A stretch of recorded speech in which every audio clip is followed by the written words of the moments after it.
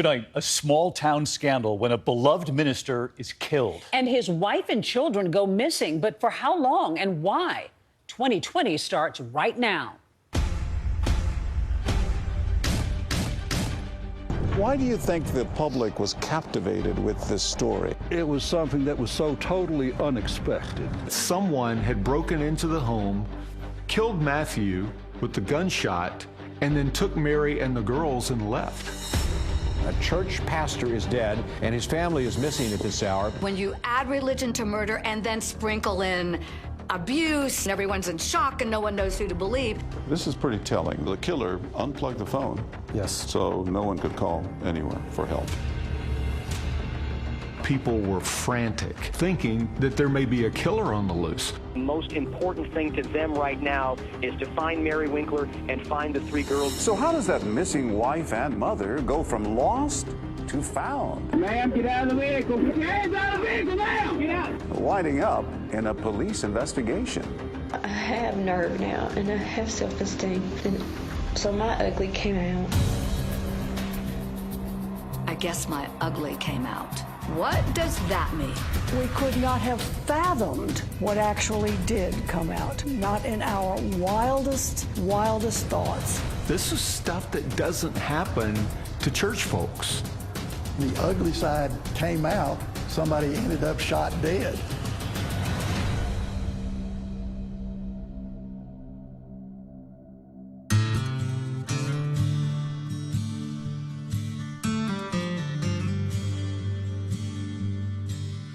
It became one of the biggest, most talked about stories in the entire country.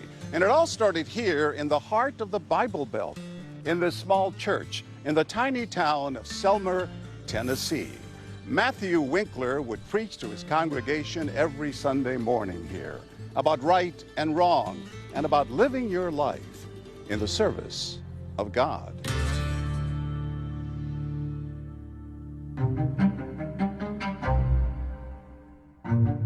On March 22nd, 2006, everyone was gathering at the church, ready for the Wednesday night service. Matthew Winkler was pretty new at being the new head preacher, so he certainly didn't miss any services. It's unheard of for the preacher, his wife, and his daughters who are there every week, and they don't show up. But even though they kept watching the door, waiting for him to come through it with apologies and messages of love for the congregation, it never happened. Overcome with worry and concern, some of the members of the congregation take a 5-minute drive to the church parsonage behind me. It's where the minister, Matthew, his wife, and 3 children lived. Once inside, the church members make a shocking discovery. We were knocking on the windows, knocking on the doors. At that point is when I felt that something was wrong because the key was on the inside of the door, the TV was on, and there was no answer. At some point, they go inside the home, walk through, calling his name, calling Mary's name, calling for the girls. We're yelling, "Is anyone in here? Can anybody hear us?" They looked around, no Mary, no little girls. Everything looked normal, nothing looked out of place. But the master bedroom door was shut. They walked over and opened it, and all their nightmares were answered. Saw Matthew laying there on his back. A foam was protruding from his mouth and nose. We knew pretty obviously that he was dead at that time. So we called 911, and then we all gathered in the living room and held hands and prayed for Mary and the children because we had assumed that they had been abducted. Church members couldn't fathom who would kill their preacher. This was a man who, in fact, was considered religious royalty here in Tennessee, coming from a long household in Knoxville, Tennessee. At South Doyle High School, she was known as a reserved student with a good sense of humor. She didn't draw a lot of attention to herself. Both Matthew and Mary dropped out of school because they couldn't afford it anymore. And then Matthew got work as a youth minister in McMinnville, Tennessee.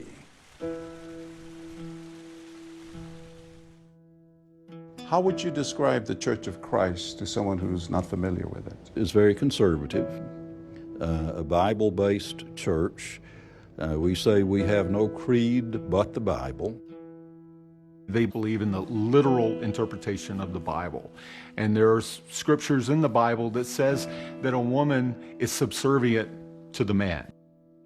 Board of elders, the preacher, all of those in the leadership positions are men. Tell me about Matthew's temperament.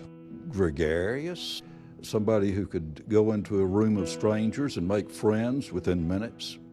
Magnetic personality. Magnetic personality. Your impression of Mary? Mary seemed like a frail and vulnerable woman. She had a downcast look. She would not make eye contact, and she was walking 3 or 4 steps behind Matthew. Matthew had this feeling he couldn't measure up to his father. He bristled under just being a youth minister. He wanted to be the preacher of his own church. It was in January of 2005 that Matthew and Mary Winkler moved here to the town of Selmer.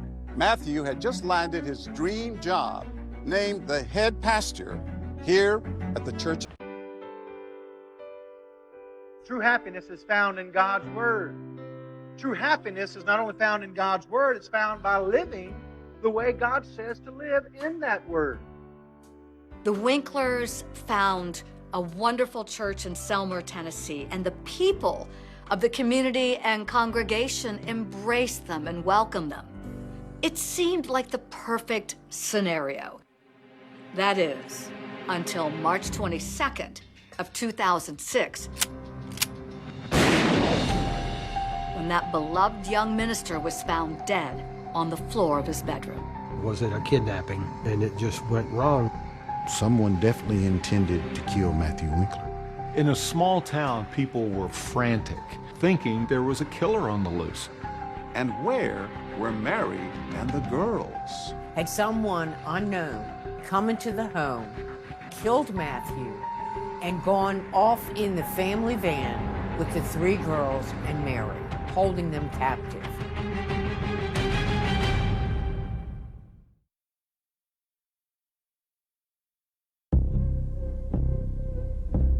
On March 21st, 2006, in the small town of Selmer, Tennessee, Matthew and Mary Winkler, along with their 3 little girls, settled in for a quiet evening at home. They order pizza and watch the animated movie Chicken Little. The sky is falling! The sky is falling! But somehow, this everyday peaceful family activity would turn into a gruesome crime scene with seemingly deadly intention. Matthew Winkler was shot in the back with a 12-gauge shotgun. 12-gauge shotgun is either used to hunt or personal protection, and it's used to kill. My initial thought was someone definitely intended to kill Matthew Winkler. Members of the 4th Street Church of Christ find their beloved minister, Matthew Winkler, dead in his home, just minutes away from the sanctuary. They immediately call the police. Where were you when you got the phone call? I was at home, of course, in bed, or getting ready to go to bed. Then I immediately started reaching out to the agents and the crime scene team to get them to start responding to this location.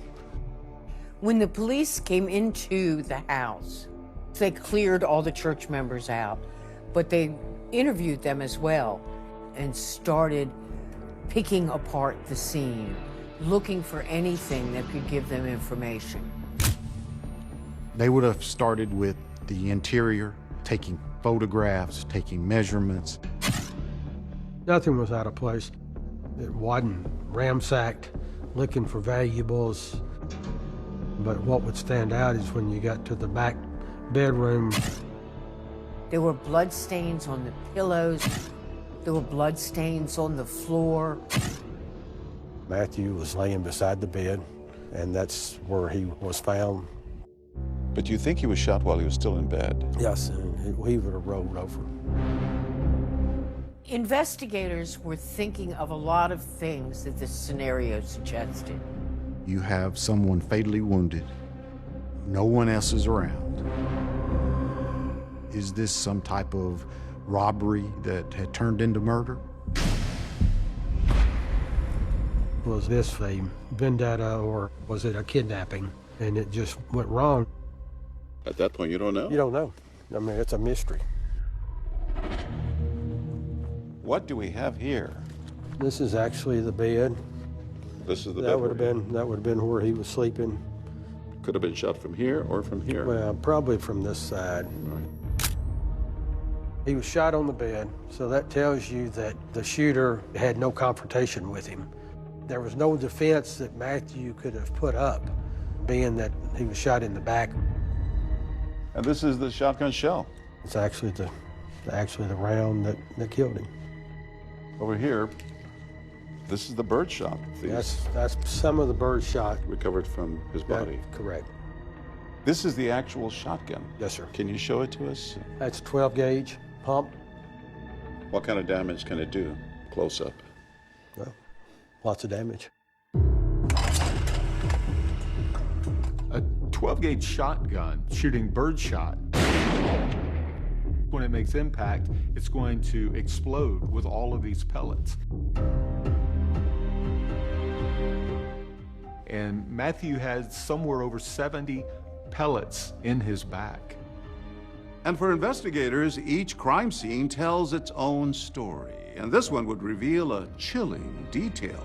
It seemed that the perpetrator wanted to seal Matthew's fate with absolute certainty. They were very disturbed when they noticed the telephone clearly placed in a position that was out of Matthew's reach. And it was disconnected from the wall jack. So the killer unplugged the phone. Yes. So no one could call anywhere for help. That's what we believe. Even if he was able to survive or even live long enough to reach up and grab the receiver and hit zero, it wasn't going to work. There is breaking news that we've been following all day out of Selmer, Tennessee. It is a case of tragedy in a small town. A church pastor is dead.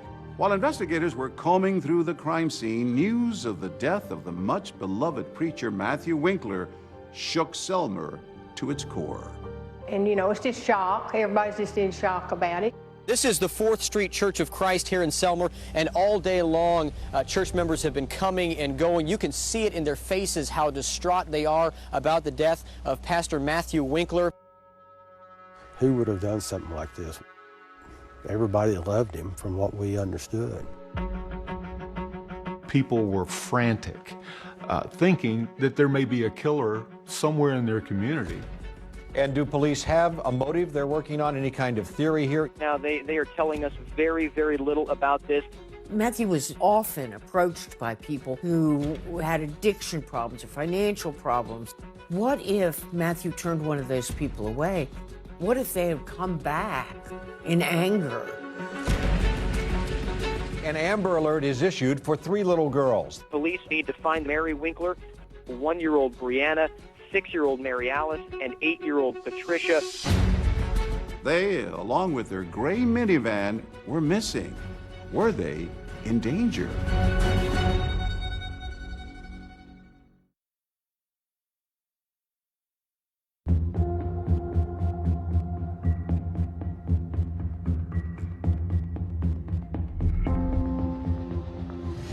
An Amber Alert is issued for 3 little girls. They disappeared from their home in Selmer, Tennessee. Their mother is missing as well. Church members found their father, Pastor Matthew Winkler, dead. With a young minister found dead in his bedroom, the community of Selmer was on edge. There was a possibility this could have been a burglary that turned into murder. Who is here in our community would do that? You know, this person's loose. People were worried. Take a look at the van the mother and the children may be in. It is a 2006 gray Toyota Sienna. The most important thing to them right now is to find Mary Winkler and find the 3 girls.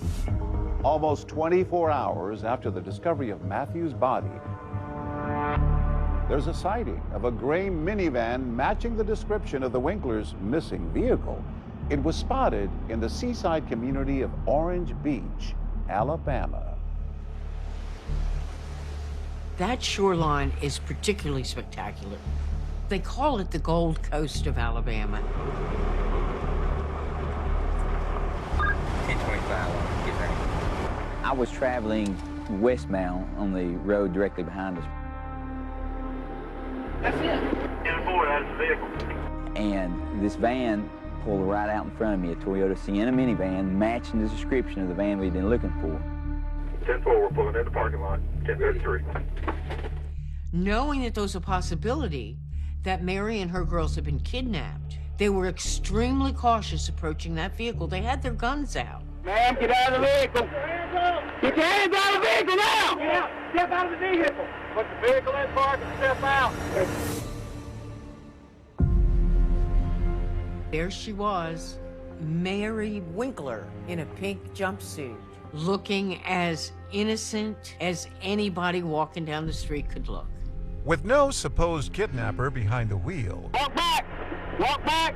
Keep walking! Mary Winkler goes from being a potential victim to a suspect in her husband's death. She got out and she never asked why she was stopped, why there was officers pointing guns at her or anything. She made no really expression on her face, and she was detained. Hey girl, how you doing? After we detained her, we ran to the minivan to check the welfare of the children. They just kept repeating, what's going on, where's mommy going? Did my mommy do anything?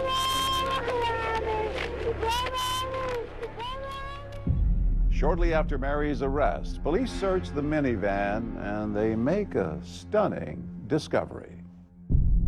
It was soon after Mary was apprehended by the Orange Beach Police Department. A shotgun was found in the minivan.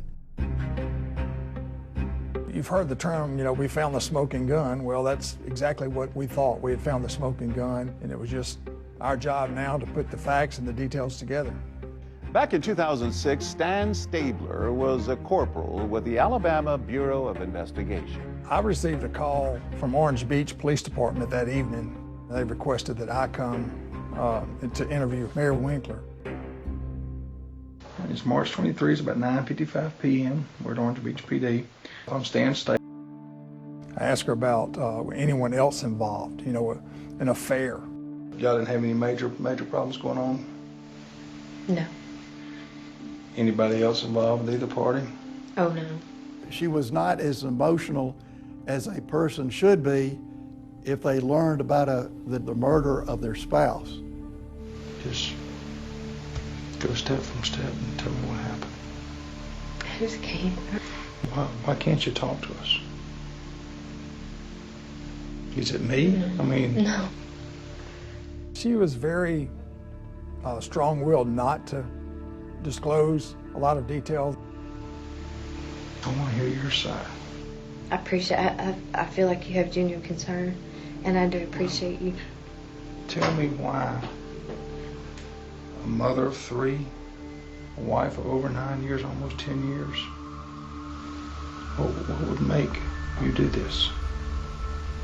Why? No comment. It was a very, very strange interview. Has he ever hurt you? Not physically.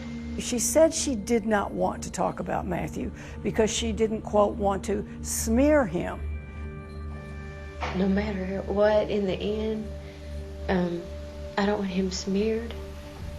All we are seeking the truth. And we're not here to smear anybody. Corporal Stabler asks Mary about that shotgun that police suspect she used to kill her husband. Did you load it? I messed it up and then put it back. Where was it? We keep it in the top of the closet out of reach. The truth started coming out. Mary admitted she was holding that gun. She didn't admit that she pulled the trigger. She said she didn't remember that. How many times did you shoot? Just one time? Surely not. Huh? Surely not. How do you know you didn't shoot more than once? I don't. And then finally, after almost 2 hours of questioning, a possible motive. Oh, I love you dearly. But gosh, he could just nail me in the ground. I have nerve now, and I have self-esteem. And so my ugly came out. When the ugly side came out, somebody ended up shot dead.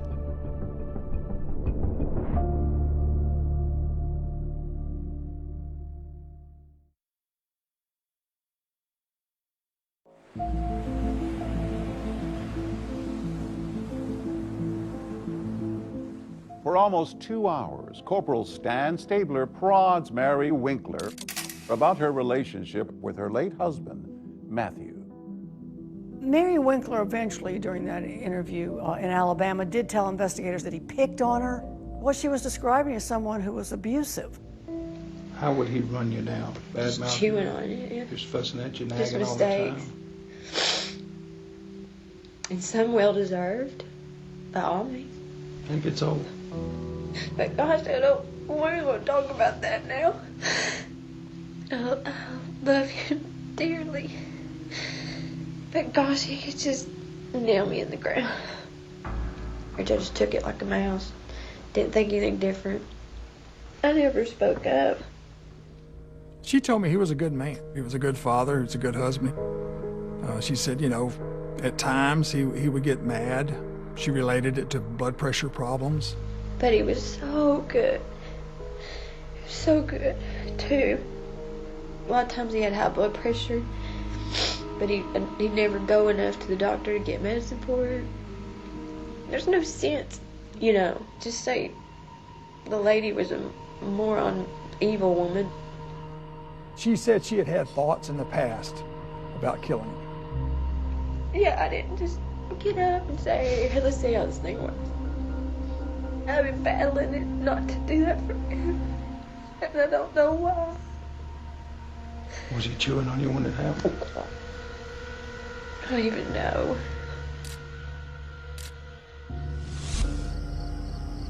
Mary had said that she got a job. Then she said her self-esteem started coming out. And then she started speaking up about things she didn't like. I have nerve now, and I have self-esteem. And so my ugly came out. When the ugly side came out, somebody ended up shot dead. So that's what Mary's ugly side is. The side that shoots her husband in the back with a shotgun.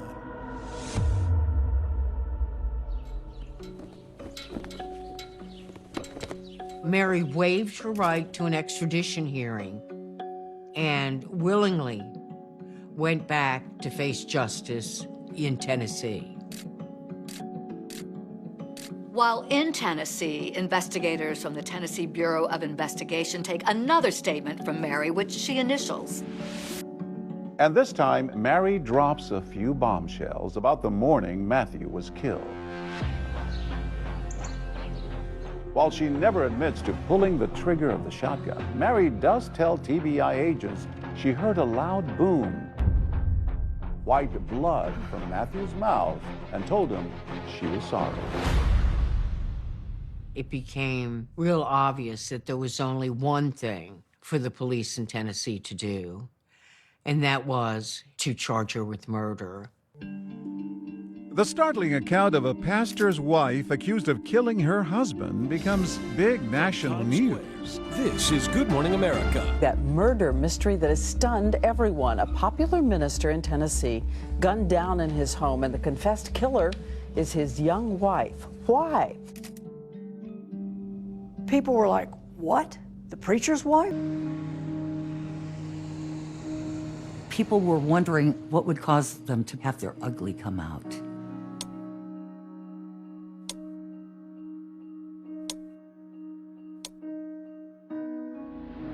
Knowing Mary the way I did, I knew that he had to do something to push her over. Mary's sisters say they saw a change in Mary once she got married. I don't remember hearing her laugh. According to the neighbor, that their dog had gotten into the Winkler yard, and Matthew yelled at the neighbor. He said, "Keep the damn dogs out of our yard or we'll shoot them." He had a temper on him. I've never met a preacher like him. This never rose where it was ever a volatile encounter with somebody. It was just being stern, like the dog. "Hey, please do this. I've warned you." As investigators dig deep into the Winklers' lives, they come to believe that Matthew's killing may actually have been about money. That's what was the root of the evil in this whole situation. According to them, Mary was knee-deep in financial fraud, and investigators suspect that weighing heavily on her mind was an upcoming trip to the local bank. The bankers set a meeting for Mary and Matthew to meet at the bank on March 22nd.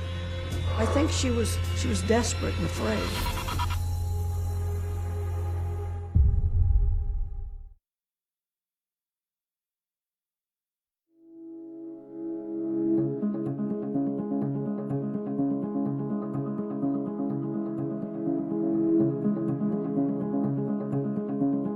Mrs. Winkler is set for arraignment before a McNairy County judge.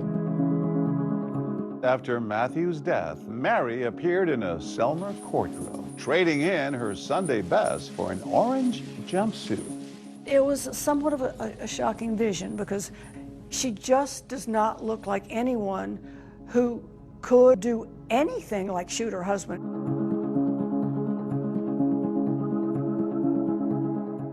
State of Tennessee versus Mary Carol Winkler. You're charged under Tennessee Code with first-degree murder. After pleading not guilty to first-degree murder, Mary is led away in shackles. Outside of the courthouse, church members stood in solidarity with the preacher's wife. We had a special prayer for her at church last night, and we forgave her. It's in God's plan, but there has to be a reason, because if we can't believe that, we cannot go on. Mary's supporters believe that her years of alleged abuse culminated in the accidental shooting death of her husband. But investigators say the real motive in this case was money. Early on in the investigation, TBI was interviewing local banks, and they more or less came to the TBI and said, "We got to tell you what's going on here." Investigators have learned from bank officials that Mary was in over her head financially after they say she got caught up in a so-called lottery scam, which was sweeping the country. A lottery scam is when you get email or even a letter that tells you that you have won a lottery. Here's how it works. The scammer sends a counterfeit check for an initial payment worth thousands of dollars. Now, in return, you're supposed to send them money to cover the processing fees. The scammers make money off what you send them. Meanwhile, all you get is a worthless check. Mary had entered all sorts of things. So when she got this saying that she'd won $250,000, she believed him. What do we have here? These are bogus checks. So Mary Winkler got these checks in the mail. Yes. And she thought, wow, $4,880, $4,900. Yeah. You're going to receive lots more once you send us the money, but she did not send the money back. She kept all the money. Back in those days, if a person deposited a check or cashed a check, they would actually receive the complete amount of money because it immediately went into your bank account. Back then, you just didn't have the automation like you have today. So it could take weeks for the checks to come back as counterfeit. So when that happened, the banks wanted their money back from Mary, over $16,000. And that is when investigators allege Mary cooked up a scheme of her own to cover her losses. She was actually writing checks for one bank to cover checks at another bank. What investigators say Mary was doing is called check kiting, floating funds between banks. And that's where the kite comes in. And in doing so, she knew that she didn't have the funds in that bank to cover the charges. And that is an illegal act. It's easy to see how desperation can lead you down that path where you're trying to find a way out and you don't know what to do. Was there any evidence that Matthew, her husband, the minister, was in on this or knew about it? We have no evidence because he never went to the bank. He never had his name on anything. These other accounts was in her name, so he wouldn't have access to her accounts. According to investigators, Mary went to great lengths to conceal her alleged financial crimes from Matthew. They say she opened up a personal account out of town, changed her mailing address to a P.O. box. And she even tried to remove Matthew's name from their bank account. But investigators say Mary's alleged financial scheme fell apart after one late deposit sent her bank account into a tailspin. I think it got a little out of hand because she got at some point like $5,000 overdrawn, which is a really bad position to be in. $5,000 in 2006 on a small town pastor's pay and a substitute teacher. You might as well say $100,000. Things came to a head on March 21st, 2006. That day, Mary Winkler was working as a substitute teacher here at Selmer Elementary School.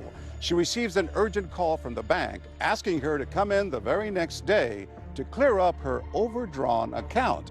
And they tell her to bring her husband, Matthew, along.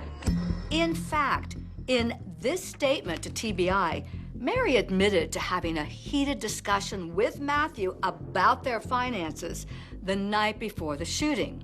She says, "I had gotten a call from the bank, and we were having troubles, mostly my fault, bad bookkeeping." And then she goes on to say that the two were upset with each other and that she got to a point and snapped.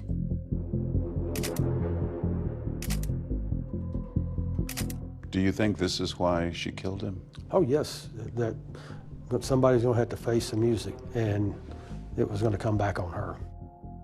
There must have been a lot of pressure on Mary to keep that away from Matthew. It was going to be embarrassing for the Church of Christ congregation. It was going to speak very loudly that something's amiss in this family. It's a reflection of the church. It's a reflection of God.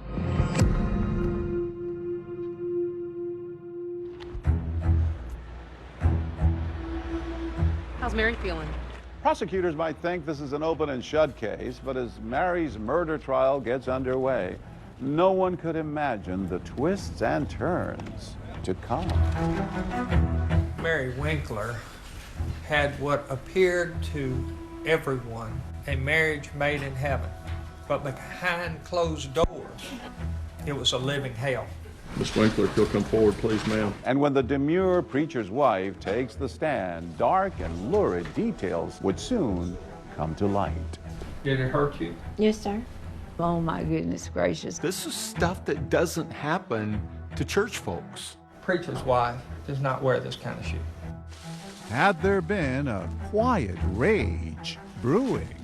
We could not have fathomed what actually did come out, not in our wildest thoughts. And now he's got a hellacious shotgun wound in his back. And his wife wants you to believe that she was driven to it. She certainly wasn't acting like someone who shot her husband in the back. I don't know that anyone anywhere had any idea of what was to come in this trial. So it got heated in the jury room. How are you going to defend yourself? He threatened me with the shotgun many times, put it in my face. Mary Winkler appeared to have had a marriage made in heaven, but behind closed doors, it was a living hell. When they brought out the shoe and the wig, there was a gasp in the courtroom. Matthew wanted me to wear it, to dress up. Dress up for what purpose, Mary? Sex. Oh my God, wow. that if you looked up spousal abuse in the dictionary, you're going to see Mary Winkler's picture looking back at you. Was Mary Winkler a victim or a villain? Will the real Mary Winkler please stand up?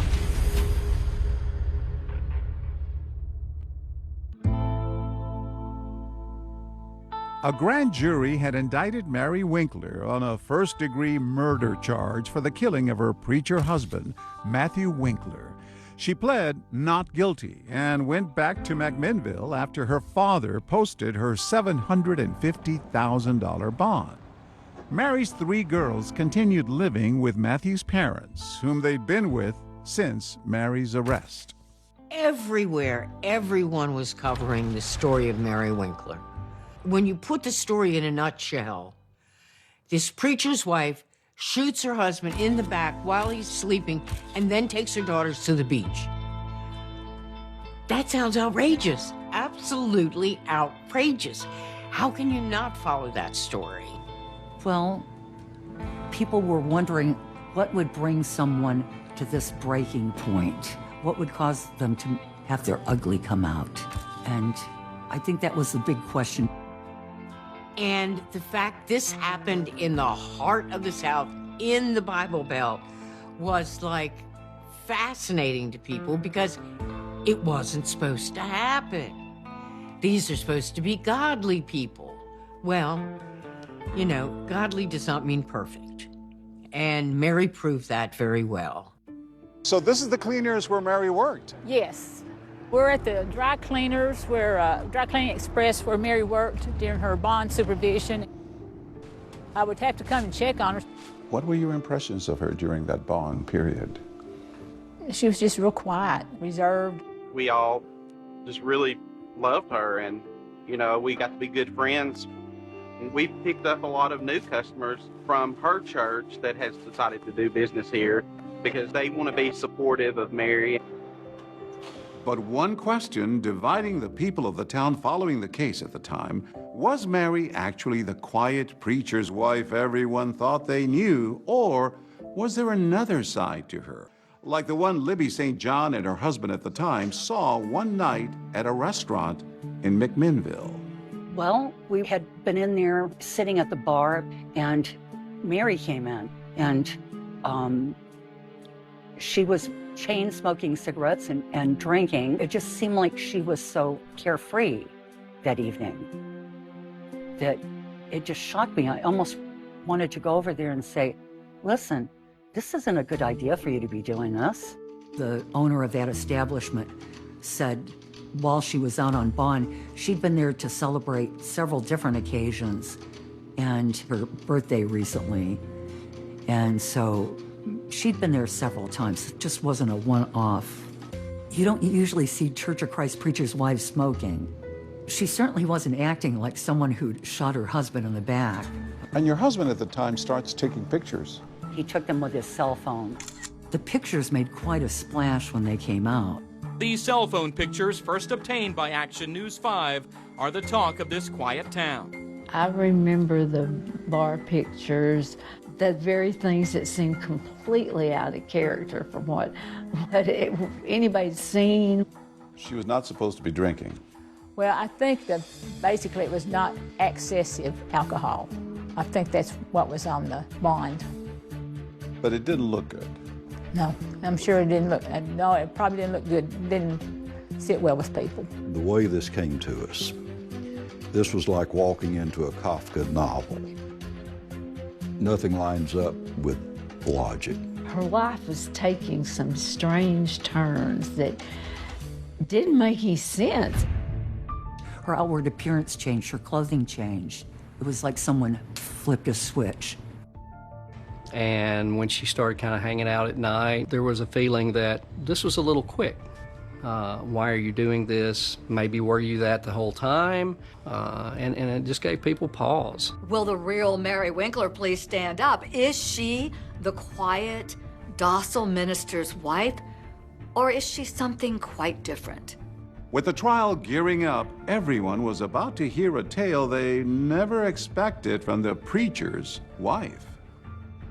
Yeah, I don't know that anyone in Selmer, and few people anywhere, had any idea of what was to come in this trial. Mary's murder trial began on April 9, 2007, with the prosecution pushing for a first-degree conviction. The case was one of the biggest things the small town of Selmer, Tennessee has ever seen. The media put this tiny courthouse right in the middle of the public's attention. Television stations from Nashville, from Memphis, some from Huntsville, Alabama, were there in the courthouse because this was such a big story. What was interesting was Mary Winkler arriving with her attorneys, appearing about as meek as you could appear. Inside, the courtroom was packed, and the crowd included members of both families. You had Matthew Winkler's parents there. Mary Winkler's family was there, her father. We may begin with opening statements. The state may proceed first. Thank you, ladies and gentlemen. My name is Walt Freeland. I'm an assistant district attorney. My strategy, like in every case, is to put on all my facts, because facts are stubborn things. You have to set aside whatever you think might have happened and just listen to the facts. There is no good reason why Matthew Winkler was murdered by Mary Winkler. The jurors are about to hear Mary's interrogation tape, where she says she snapped because of Matthew. He would knock your self-esteem down? No, just chewing whatever. And that's the problem. I have nerve now, and I have self-esteem. And so my ugly came out. Just kind of got to a boiling point. Just boil over. There's no sense, you know, just say the lady was a moron, evil woman, and let's go on with it. Prosecutors bring out that big, powerful shotgun that was used to kill Matthew. The point being to show the jurors that this could not have been an accident. You couldn't just pick the gun up and pull the trigger unless it had been racked. Could you prime it or pump it or whatever it takes to get it in a functioning position? Could you do that? Yes, sir. By racking the shotgun, it places a shotgun shell in the chamber so it can be fired. The fact that she did tells me she had already thought in her mind what it was going to be like to shoot that shotgun. All that leads me to believe premeditation. But to rebut the prosecution's theory of premeditated murder, the defense will call their star witness. The defense calls the defendant, Mary Carol Winkler. The only person alive who knows exactly what happened the day Matthew was killed. So we sort of tell the truth, the whole truth, so help you God. Yes, I do. The most important witness in this trial, the one that everyone anticipated, takes the stand. And she testifies to some pretty shocking stuff.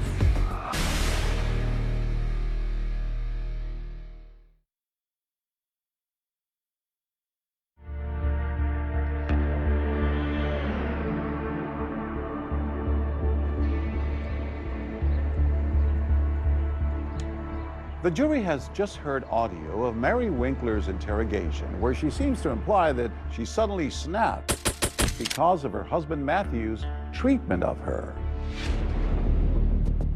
I have nerve now, and I have self-esteem. And so my ugly came out. Prosecutors tell the jury that Mary's real motive for the killing had nothing to do with Matthew's treatment of her. Instead, they say that the motive was about that alleged financial fraud they claim she was knee-deep in. This was a premeditated act because Mary Winkler was in control. Although investigators believe that the money was the motive in this case, they never charged Mary with any financial crimes. She was the one that handled the finances. The finances were in shambles. A bank investigator testifies that Mary had allegedly been scamming banks out of thousands of dollars by writing checks to herself and then floating money from one account to another. These deposits were drawn off of the same bank, First State Bank, and were deposited within days of each other into the ATM at Regions. So this check from Mary Winkler to Mary Winkler for $2,000 was deposited in the Mary Winkler personal account on March 20th, 2006. Correct. March 22nd, 2006, Mary Winkler and her husband Matthew were supposed to go to the bank and explain where the money came from, where the money went, and how they were going to pay it back. The house of cards which she had set up was falling down. March 22nd was the day it ended up that he was shot.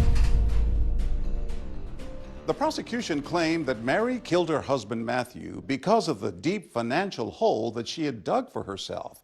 But when it was the defense's turn, they painted a very different picture of Mary, claiming she was the victim in this case and Matthew was the villain. Mary Winkler appeared to have had a marriage made in heaven, but behind closed doors, it was a living hell. The proof will show that Mary was his whipping boy. Part of the defense strategy was to put Matthew on trial. They put on the stand a church secretary who claimed she overheard some really harsh words coming from Matthew to Mary. The tone, the sounds were of anger, berating. What did you say to Matthew? Those are things that a husband shouldn't say to a wife. You are to be a leader by example and not by force. Another witness to take the stand was Mary's own sister, Tabitha. And she said Mary complained that Matthew tried to keep her away from her family and control her every move. How would he act to her? He pretty much dictated anything that she did. She wasn't allowed to make any decisions for herself. She would have to say, I have to check with Matt, and it was usually no. There was testimony from the defense about how Matthew could act aggressively, but there was not a lot of information. And the jury may have thought, well, if he was this awful man, wouldn't more people have seen more? Defense ready to call us next witness. We are, Your Honor. But the defense then called Mary herself, and she testified in explicit detail. The defense calls the defendant, Mary Carol Winkler, about exactly what she said happened behind closed doors. Miss Winkler, if you'll come forward, please, ma'am. As she took the stand, all eyes in the courtroom were riveted on Mary. Mary Winkler was up there, appearing meeker than you would think anyone could. For much of the testimony, it appeared to be her head was down in shame. Now remember, the state argued that Mary intentionally killed her husband to cover up a messy web of alleged fraudulent check kiting. But on the stand, Mary had a simple answer. Matthew made her do it. Who directed those deposits? Matthew told me where to put them, and I put them in the bank.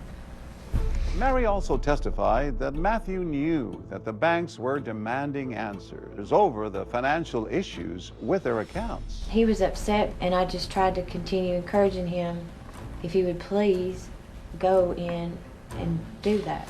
Did he say he would? He said he would, but he had been saying that for weeks. Mary explained to the jury that she didn't stand up for herself because she was so afraid of Matthew's volatility, his temper. How did he act when he yelled and screamed at you? He flailed. He just was all over. He would just be furious. He went from certain threats to more serious threats. Can you be specific to the jury about any threats? He told me one time that he was going to cut the brake lines out of the van. He threatened me with the shotgun many times, putting it in my face. He told me if I ever talked back to him, that he would cut me into 1,000,000 pieces. Dan and Diane Winkler sat through a trial where they heard some awful things about their son, and it had to be very difficult for them. And their faces were stoic, but you could also see how it was affecting them too. When I asked her about abuse, I said, well, you know, did he physically abuse you? And she said, oh no. I believe her to this day that he never abused her. There was no indication from any of the people interviewed that Mary had ever disclosed it to them as a friend, or it never came out about any physical abuse. She described Matthew as being a fine man, and there was never a hint of any abuse. But it turns out that Mary's testimony about alleged abuse on the part of Matthew was just the tip of the iceberg. This case is moving in another direction. The one question that nobody will forget is when Steve Faris handed her a bag. What's in that sack, Mary? Put it up on the bed.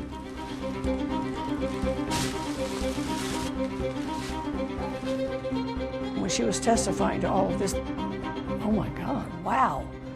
This is amazing testimony. This is shocking testimony. Almost couldn't believe it.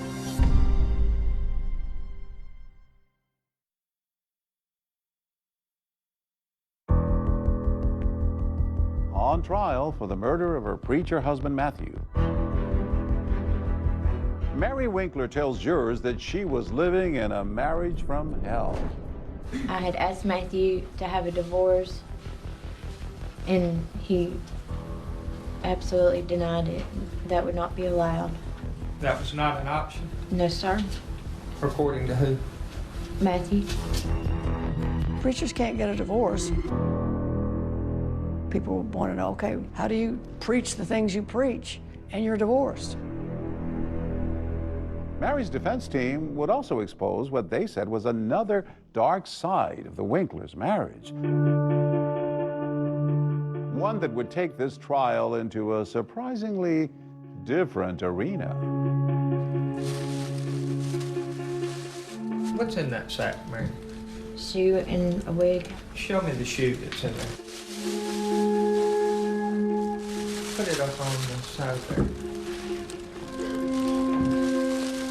Is that the kind of shoe that you would wear to church? No, sir. Where'd you get that wig, Mary? From Matthew. Well, why was that shoe bought, Mary? Matthew wanted me to wear it to dress up. Dress up for what purpose, Mary? Sex. When they brought out the shoe and the wig and put those on the witness stand, there was a gasp in the courtroom. It was just a moment in this case, I think, that everything turned. And then hearing the preacher's wife accuse her dead husband of all of these things that were not allowed in the churches of Christ congregations. These were sins. Mary testified that Matthew had porn up on a computer and wanted her to watch it. What would occur after he'd ask you to look at the photographs? Go have sex. Did he ever ask you to engage in any type of sex that you felt was unnatural? Yes, sir. He just wanted to have sex with my bottom. Did it hurt you? Yes, sir. The people in the courtroom, when she was testifying to all of this, you could kind of see on their faces like, oh my God, wow, this is shocking testimony. For the life of me, I have never understood how wearing platform shoes and a wig for your husband gives you the right to shoot him in the back with a shotgun. While the details of the Winklers' sex life caused a huge buzz inside the courtroom, the questions at hand were why and how Matthew was shot to death. And for the very first time, people heard Mary talk about what she says happened that morning, describing how it all started with the cries of their baby daughter. Matthew kicked me out of the bed. He just caught me somewhere in the low of my back and I was on the floor. What happened next? He walked out of the room and then I got up and went after him. Mary said she then saw Matthew covering the baby's nose and mouth to keep her from crying, something that she said he had done before. What was he doing? Suffocating her. I said, could I please have her? He just threw his arms up and walked out and walked away from the crib. Mary says she was so disturbed by this incident that she followed Matthew back to the bedroom and she wanted to confront him about it. I just wanted to talk to Matthew. What did you want to talk to him about? I just wanted to stop being so mean. Mary testified she was afraid to talk to her husband and then found herself holding Matthew's shotgun. Do you remember ever having a gun, holding a gun? Yes, sir. Do you remember ever pointing a gun? No, sir. Did you pull the trigger? No, sir. Did you intentionally, purposefully kill your husband? No, sir. Did you love your husband? Yes, sir. You still love him? Yes, sir.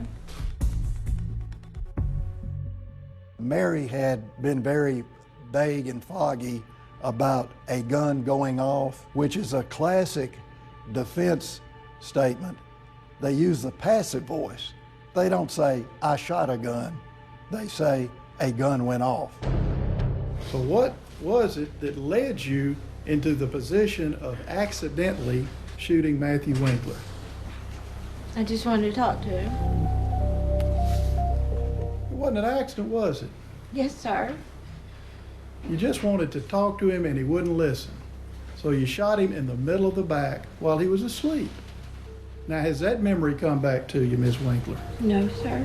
You recall telling Agent Carpenter you remember hearing a loud boom and remember thinking it wasn't as loud as I thought it would be. I don't recall telling him that. Do you remember today if you told Matthew that you were sorry and that you loved him? Yes. The defense called a licensed psychologist to the stand who had met with Mary several times, and she testified that the reason Mary might not be able to remember the details of the shooting was because she had been traumatized by Matthew's treatment of her. It's my professional opinion that Mary does suffer from a post-traumatic stress disorder, and at the time that this occurred, she was in a dissociated episode where she was not able to think or plan the way. Now the jury has a big decision. Couldn't Mary have gotten out of a bad marriage some other way?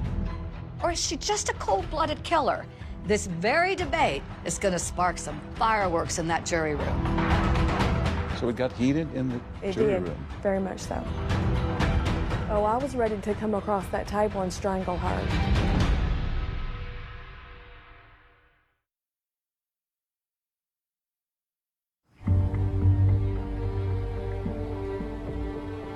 This morning, the jury is in deliberations, and Mary Winkler's fate hangs in the balance. Emotions ran high as jurors seemed hopelessly divided on whether Matthew Winkler's death was murder or a fatal accident. There was some that didn't feel like she should get anything. They were ready to let her walk. They felt like he deserved what he got. And then you had some that was like, yes, she was abused, but she did take a life, and that she should get something out of it. We were very stressed during that time because we didn't know how to work it out. So it got heated in the It jury did. room? Very much so. I hear that you got frustrated because one of the jurors wouldn't even admit that she pulled the trigger. Yes. Refused to believe it. And I looked at her and I was like, what? I was ready to come across that table and strangle her because I thought that was completely ridiculous. The jury also had doubts about the prosecution's claim that Mary killed Matthew to avoid embarrassment over their alleged financial trouble. Guilty of voluntary manslaughter. There was a little bit of a gasp in the audience. I don't know that many people expected her to be convicted of anything less than first-degree murder. With voluntary manslaughter, there is an intent to kill, but you were provoked by something. There you see Mary Winkler's father, and he looks a little bit surprised there. To the shock of Mary's supporters and the dismay of Matthew's, Mary will face just 3 to 6 years behind bars. Would this jury have allowed Mary to walk free? Part of them would have. No comment. They felt like she had already lived through prison with the life that she lived, and that it was justified and that she deserved to be free. That's why you compromised and agreed to the lesser charge? Yes, because I didn't want her to walk. In Tennessee, 33-year-old Mary Winkler is awaiting sentencing after being found guilty of killing her preacher husband. Mary, how you feeling? On June 8, 2007, everyone gathered in the courtroom for Mary's sentencing as she pled for mercy. I think of Matthew every day in the guild, and I'll always miss him and love him. There were bad times, but there were good times, and I wish I could have that good Matthew and that we could live together forever. If I were Matthew's parents, that statement would have felt like a kick in the teeth. It was so disregarding of their feelings on facing this reality. Matthew was a wonderful person. He loved life. He loved his family. He loved the Lord God with all of his heart and soul and mind. The monster that you have painted for the world to see, I don't think that monster existed. There's been no remorse from you. You've never told your girls you're sorry. Don't you think you at least owe them that? You've never told us you're sorry. I think you at least owe us that. I can understand why a mother would more than ask that. And I would think a mother, as in Mary, would also want to apologize. The damage is done.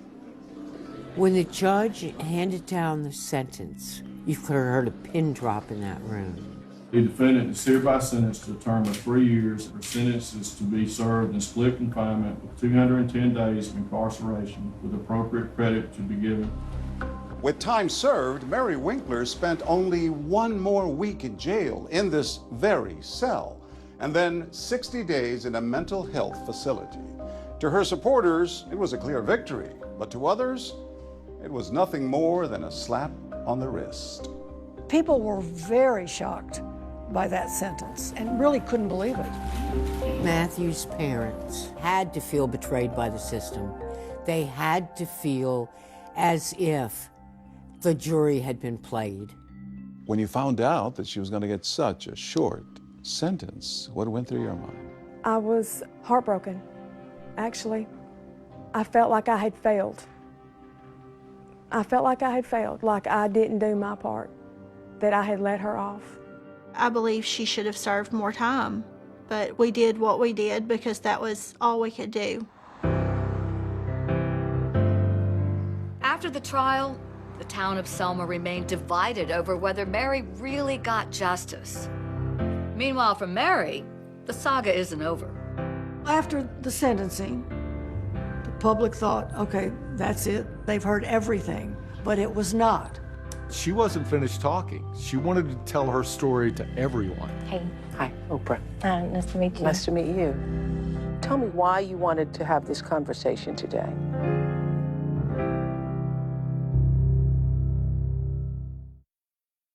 It was instant attraction when he first met Mary at his brother's dry cleaners. I was attracted to Mary. I mean, we do have a lot in common. You know, we laugh, we got the same hobbies. It felt very normal. It felt like it was meant to be, you know, that we was meant to be together. I know the first time that we sat on the couch and I hugged her and she said, oh, this is, you know, I missed this, you know, and that's what she needed. She needed somebody to hold her and hug her.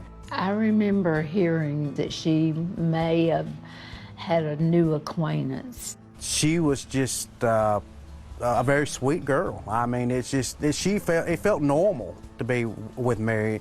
Now, I never felt scared or threatened. Our relationship was we had an adult relationship. Even though Mary was in a mental health facility, Darrell says he would come to visit her on weekends. The two were able to get closer, and he says they even got to the point where they discussed marriage. We kind of joked around about it, you know, but it wasn't nothing serious. It's not like we set a date or you know, maybe years down the road it may happen. I don't know. But you know, the option's there. But soon after Mary was released from the facility, Darrell says she ended things with him. She just said, Darrell, I've got to be single right now. And I said, that's fine. She needs to be focused on her children, and that's where she's at right now. She is focused on her children. Since her arrest, even though she had visitation rights, Mary's 3 daughters had been living with Matthew's parents, Diane and Dan Winkler. But once back in McMinnville and now living with friends, Mary is on a mission to get those 3 girls back. Mary's got a long way to go, but she's on her road. She's on the way. She's gonna make it. Since she's gotten back home, the Mary that we came to know and love, the grinning, the cutting up, you know, she's back. Mary was determined to fight, and one way she could do that was by being the perfect parolee. How do you think her time in jail impacted her life?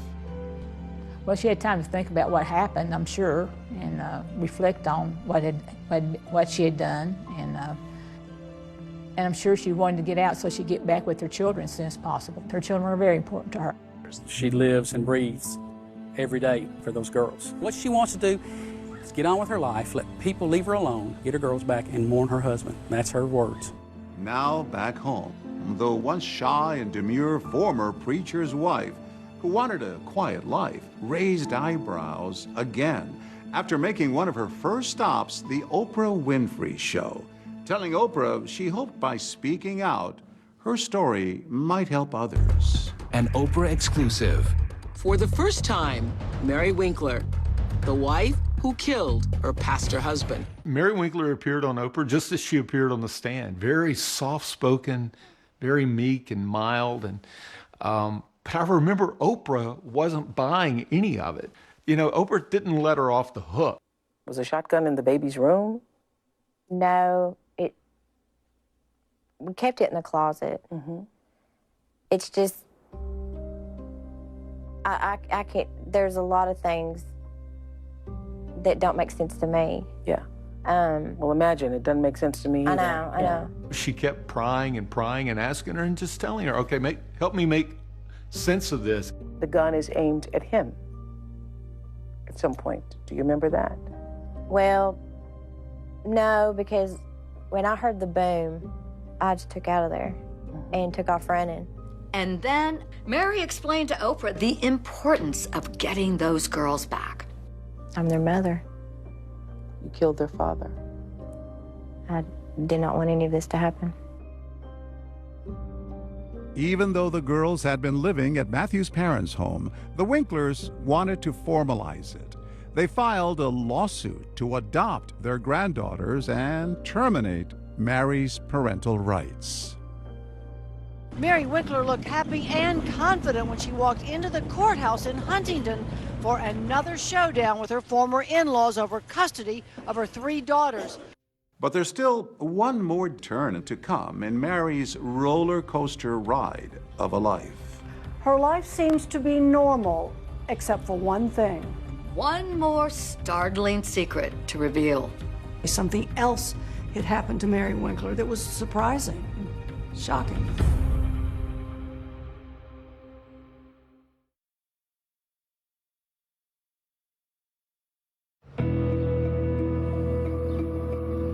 Since her arrest, Mary Winkler has been locked in a custody battle with Matthew's parents. And finally, after months without her children, they reach an informal agreement out of court, giving Mary permission to take her 3 daughters back.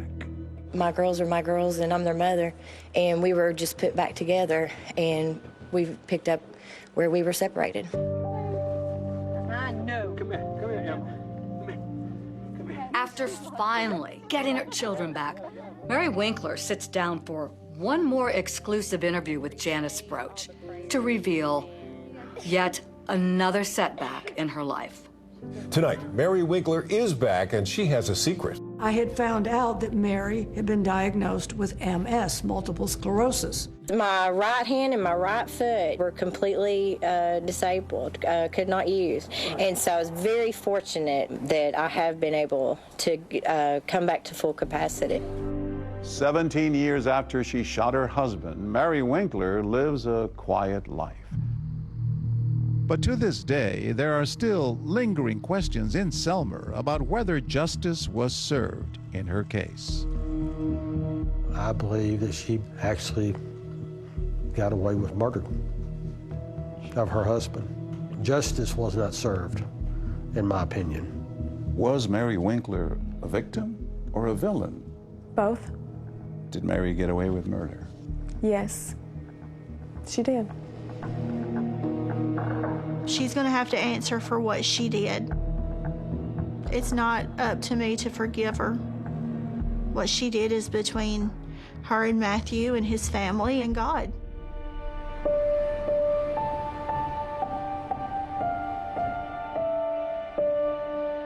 As for Matthew's parents, this tragedy that befell their son is still painfully close to their hearts.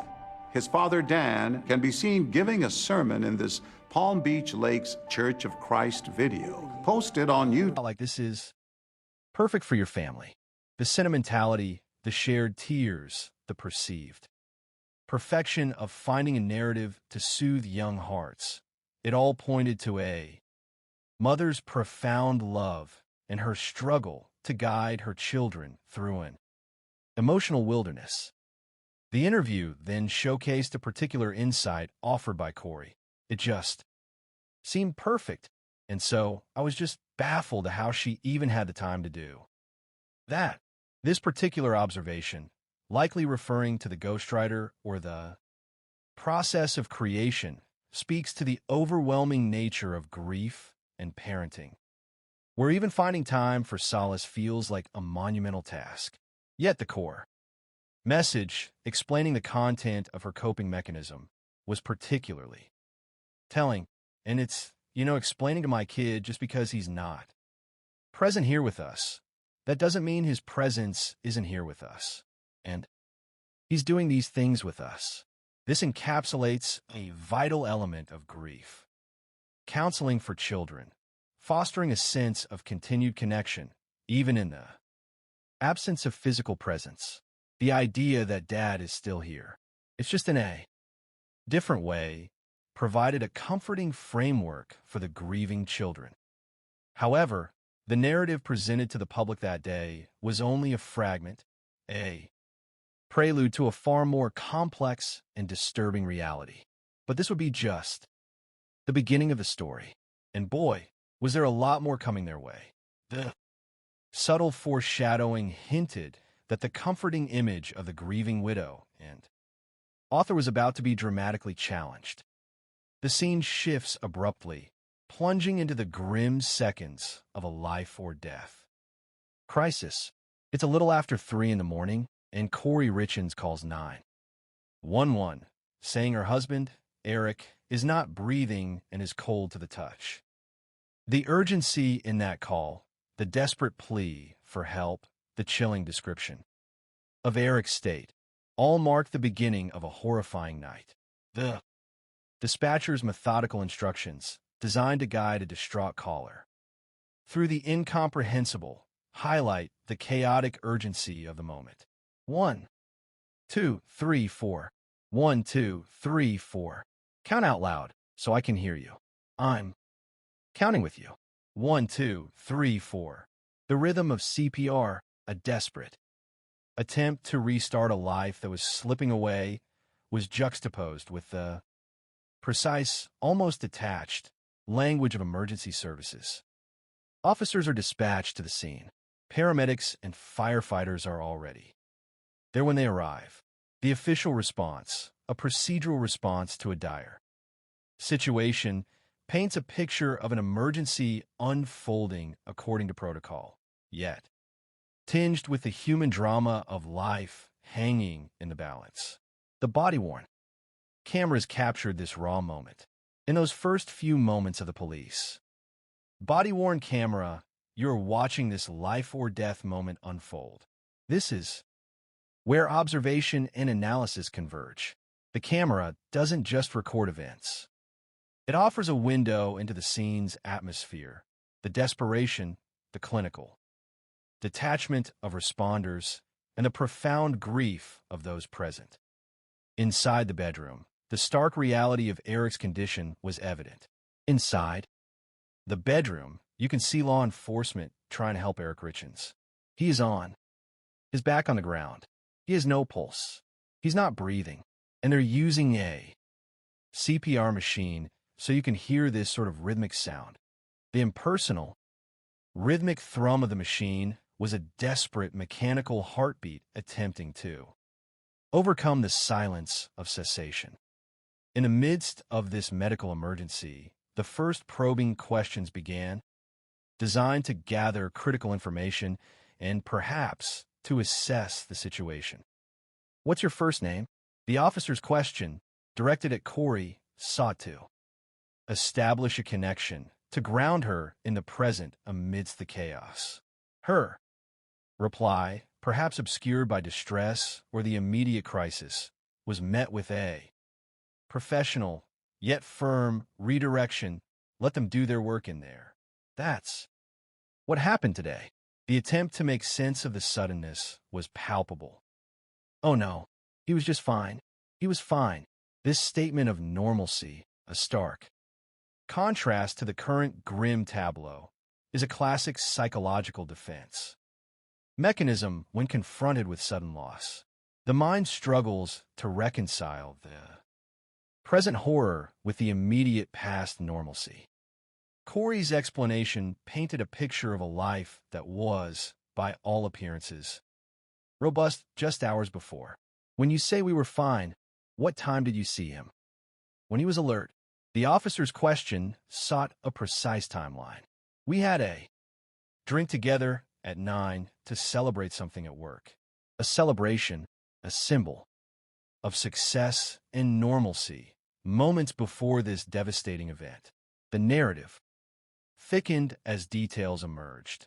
Hours earlier, they were celebrating a big financial win for her real estate business. Success, often a marker of stability, here served only to deepen the mystery of Eric's demise. Corey also mentioned details that, in retrospect, might seem innocuous, but in the context of a death investigation, become scrutinized. She mentions that had a cocktail before bed. She mentions that her son has night terrors and that she'd been asleep with him. "When I sleep with my kids, I'll just wake up and I go back to my own bed." These were mundane details of family life, yet now every word was an item on a microscopic analytical slide. The presence of the children was another immediate concern. "Where are your children now?" The officer's question was both practical and compassionate, acknowledging the unseen impact on the youngest members of the household. "They're asleep in that room. 2 are awake with their ears in the door. I don't want to wake them up. Please don't make me come out." This desperate plea revealed a mother's fierce protectiveness, wanting to shield her children from the grim reality unfolding outside their door, highlighting the inherent conflict between the procedural needs of an investigation and the deep emotional needs of a grieving family. The isolation of grief often intensifies the desire for familial support.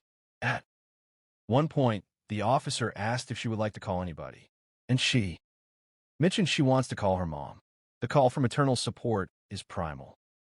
Corey's mother, Lisa Darden, described the shattering call she received. It was, "Corey said, 'Mom, you need to come up here.'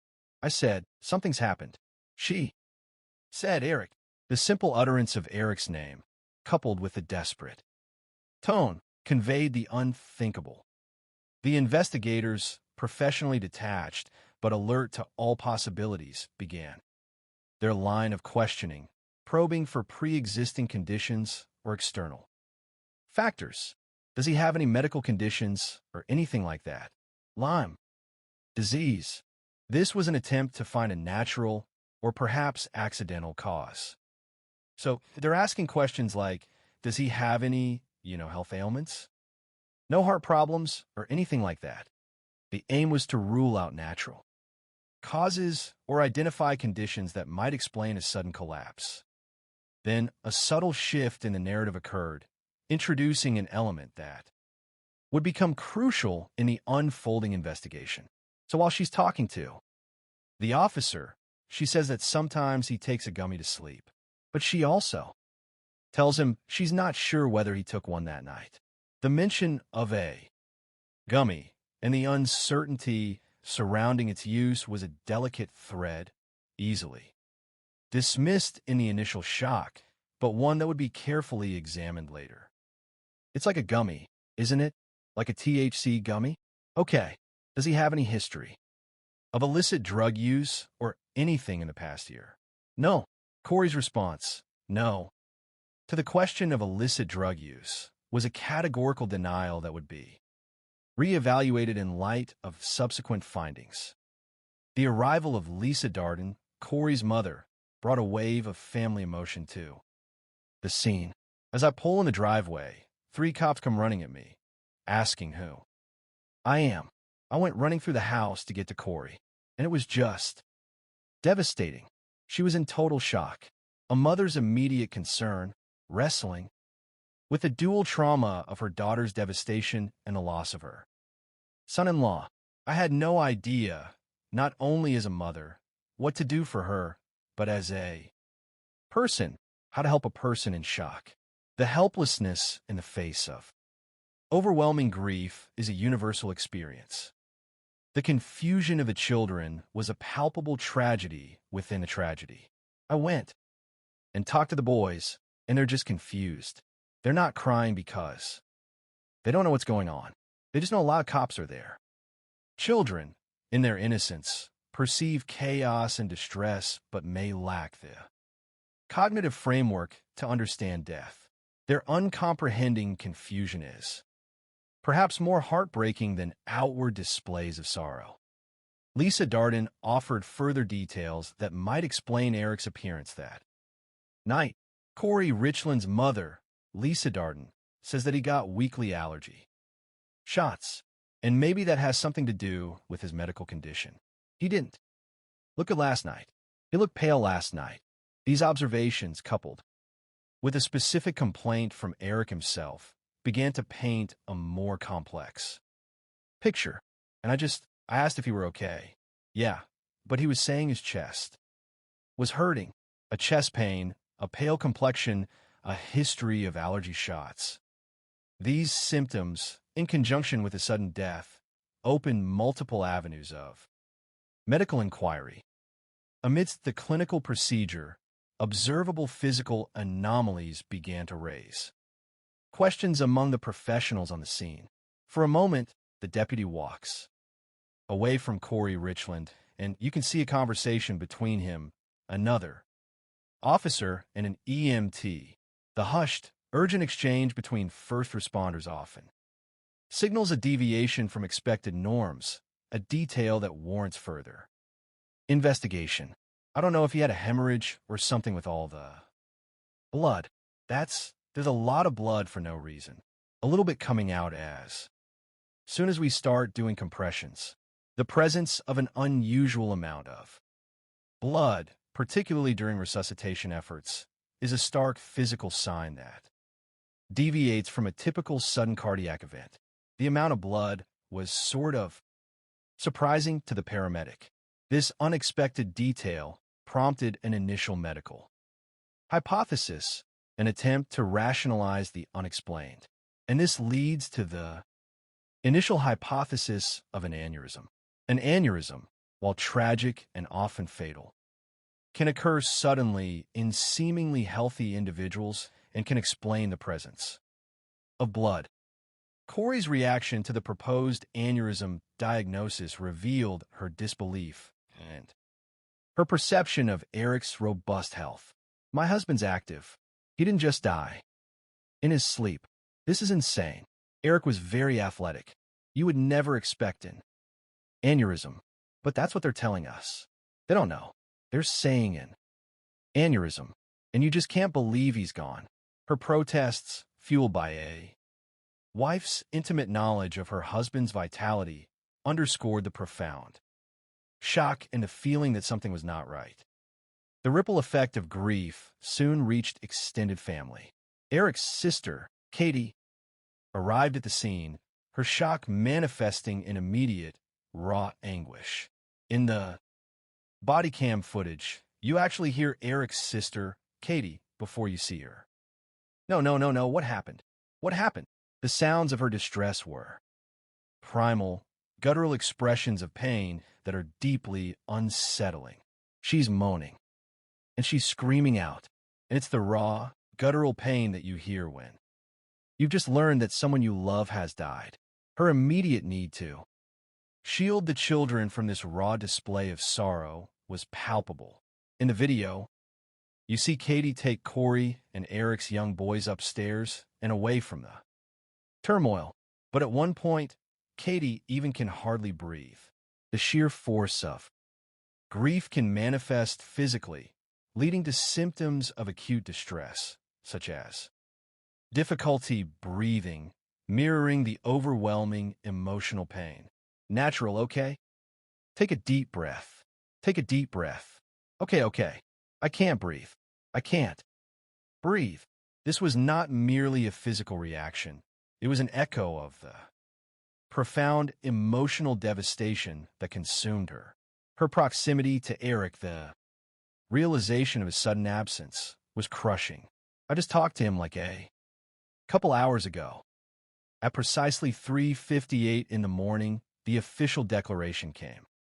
At 3:58 a.m., Eric Richens is officially declared dead. This formalized the irreversible reality. However, the ongoing investigation also noted something significant, but it's also noted that he appears to have been dead for quite some time before they arrived at the residence. This detail, suggesting a time of death prior to Corey's call, would become a crucial point, a focus for investigators. The process of formal inquiry had just begun. The next thing is our detective, and our medical examiner is going to respond to the location. They're going to do their investigation and document everything. And then most likely, because of his age and his health and everything else, most likely, the logical progression of a death investigation, particularly one involving a young, seemingly healthy individual, leads to specific procedures. The county coroner's office has an obligation, a legal requirement really, to investigate forensically any unexpected death. Whenever you have a young man like this who dies mysteriously, you can bet they're going to do an autopsy.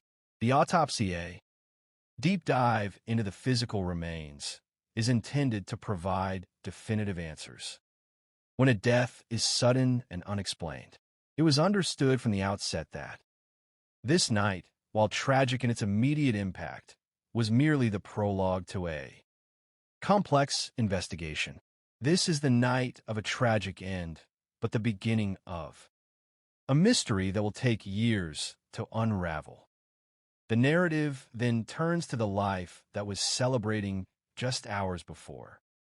Death, grounding Eric's passing in the context of Corey's ambitious professional aspirations. The night that Eric died, Corey says that they were celebrating. They were celebrating what was going to be her most ambitious purchase yet for her real estate business, a distressed mansion in Midway, Utah that she hoped to buy for millions, flip it, and sell it for millions more.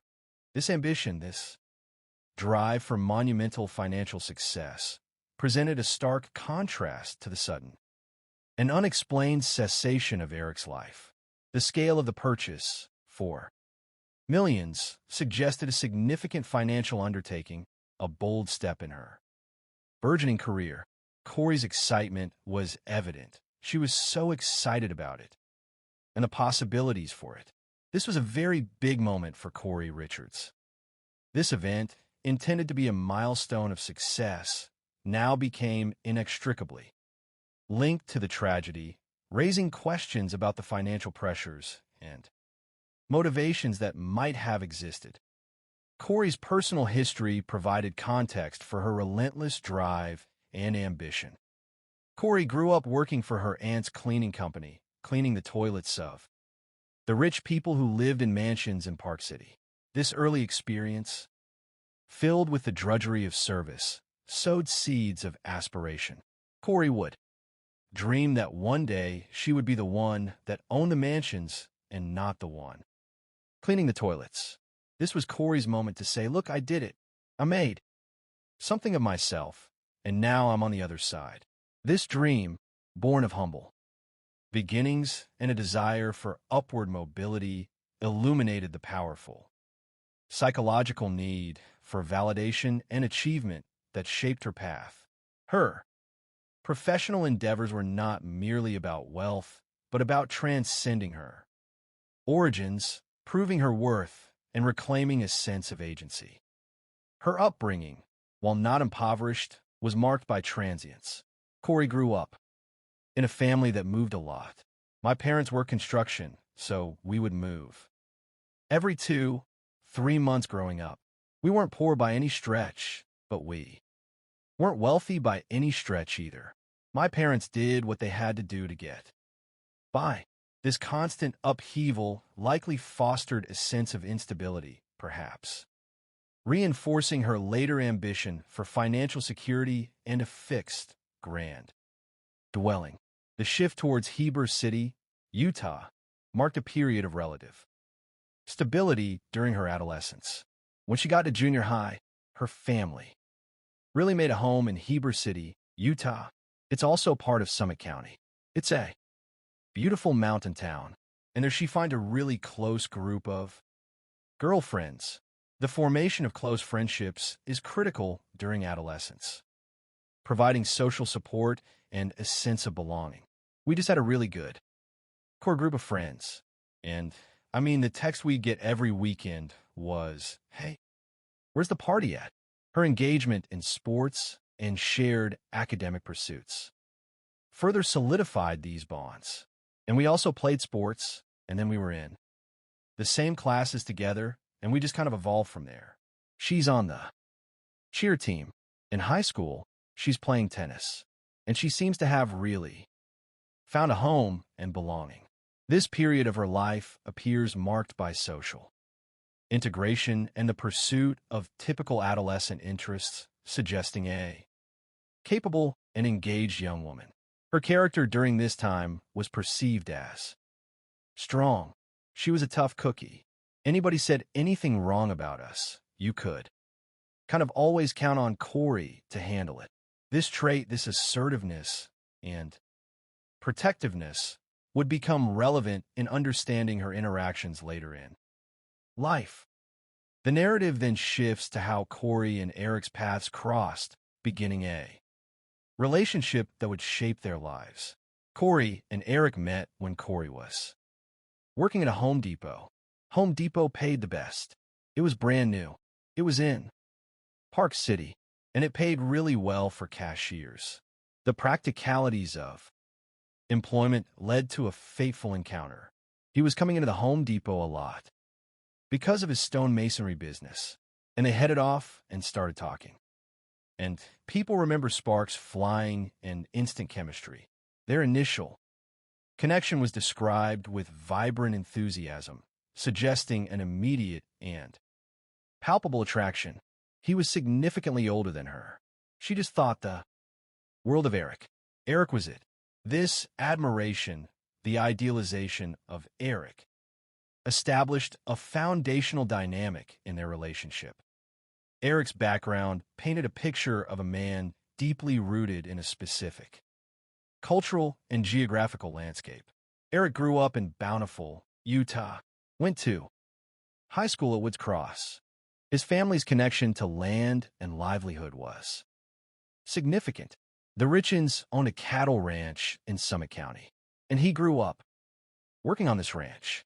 His sisters rode horses. They had animals. They were outdoorsmen. This upbringing fostered a strong connection to nature and hard work. His religious background also played a formative role. Eric was one of 3 children with 2 sisters, Amy and Katie, and he was very close to his mother, who had died in 2018. Eric grew up a member of the Church of Jesus Christ of Latter-day Saints, also known as the Mormon Church. The tenets of his faith were central to his upbringing. His dad shares that it was one of the most important things that they wanted to instill in their children was faith and religion. So much so that Eric went on a 2-year mission for the church to Mexico City. Religious service often shapes character. instilling discipline and a sense of purpose. Upon returning, he applied his drive to his career, and then came back and started his stonemasonry business. This entrepreneurial spirit, combined with a zest for life, defined his character. Eric was a very dynamic individual. He worked hard, but he also played hard. He had ATVs. He camped. He explored. Eric was a big-time hunter. Go to Africa, big trophy hunting stuff. This portrayal presents Eric as a man of robust character, successful in business, devoted to his family and faith, and living a full, adventurous life. The progression of Corey and Eric's relationship was swift, marked by key life events. They began dating. Corey became pregnant with their first child, and they married soon after. The speed of these developments suggests a strong emotional pull, perhaps influenced by societal expectations or personal desires. For family, the wedding itself, though intended as a joyous union, carried an undercurrent of complication, particularly regarding Eric's family's involvement in a prenuptial agreement. The marriage is a backyard ceremony. Family and friends gather.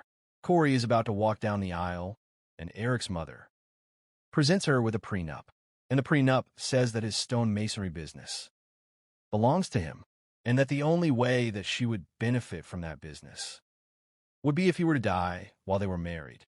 The inclusion of a prenup, particularly at such a moment, introduces a note of financial caution, perhaps distrust within the burgeoning family structure. Corey's reaction was noted. Corey was pretty distraught over it, but ultimately, she signed it. She loved Eric. She wanted to marry Eric, so she went along to get along, I guess. Her compliance, driven by love, masked a potential resentment or discomfort. The familial dynamic was complex, marked by some disapproval. I don't think it's a secret that Eric's family, or at least parts of Eric's family, didn't approve of Corey. It was a rough start at the beginning, and once that got past, they had a good wedding. The initial friction, though acknowledged, was seemingly overcome by the desire for family unity. Their shared life produced a growing family, quickly establishing their domestic rhythm. Corey and Eric ended up having 3 boys in 4 years. She planned that. She was a planner, and that was her plan. Corey's proactive nature in family planning speaks to her desire for order and her commitment to motherhood. Her devotion was evident in her active involvement in her children's lives. Corey was everything he'd probably want as a mom. She loved her boys. Her boys are her world. And when she wasn't working, she was with her kids. From boy scout leader to soccer to you name it, she's involved in everything. This portrait of a dedicated, involved mother is crucial. Eric, too, was portrayed as a deeply committed father. Eric he was a dedicated dad. He was a soccer coach for the boys. His paternal joy was captured in a touching anecdote. My last memory of Eric was me in their living room playing soccer with his son. You know, and Eric was sitting in his chair, sitting back like this, giggling, while his son kicked my ass in soccer, and he was really proud of it. This image encapsulates a father's happy, engaged presence, a loving moment, preserved in memory. Parallel to Eric's successful masonry business, Corey began to cultivate her own professional path, demonstrating her ambition and drive. Eric's business has become incredibly successful. It's a $1 million business, C&E Masonry. And they have a very affluent life. They're taking trips together. My first cruise was with them. They would go out to fancy restaurants. Yeah, they had money to spend. Their lifestyle reflected Eric's business acumen and their shared success. However, Corey, by her own admission, sought more. At the beginning of all, Corey stayed home with the children. But at some point, Corey wanted more, and she started a real estate business. This transition signals her evolving aspirations. In 2019, Corey starts K. Richlands Realty, which is her home flipping business. This venture into real estate development, particularly flipping houses, requires financial savvy, risk assessment, and business acumen. Her early success was noted. That first year, Corey buys and resells a property to a family that says they found their dream home. Guess whose homeowners? Me and him and me and him and me. We just bought a house. Just 2 years later, Corey is managing 15 renovation projects. Corey's making very good living. It's expanding quickly. She's buying a lot of properties, and by all accounts, it is very successful. The rapid growth of her business suggests considerable skill and ambition, transforming her from an aspiring businesswoman into a formidable figure in the real estate market. This seemed like a portrait of an ideal family, a picture of prosperity and fulfillment. This looks like the all-American perfect family. A beautiful home, a beautiful family, beautiful children, and 2 thriving businesses. Yet, beneath this polished surface, darker currents were beginning to surface, challenging the idyllic portrayal. The initial shock and the grief surrounding Eric's death were about to be complicated by emerging conflicts. Yeah, let me tell you, nobody ever thought Eric was going to die.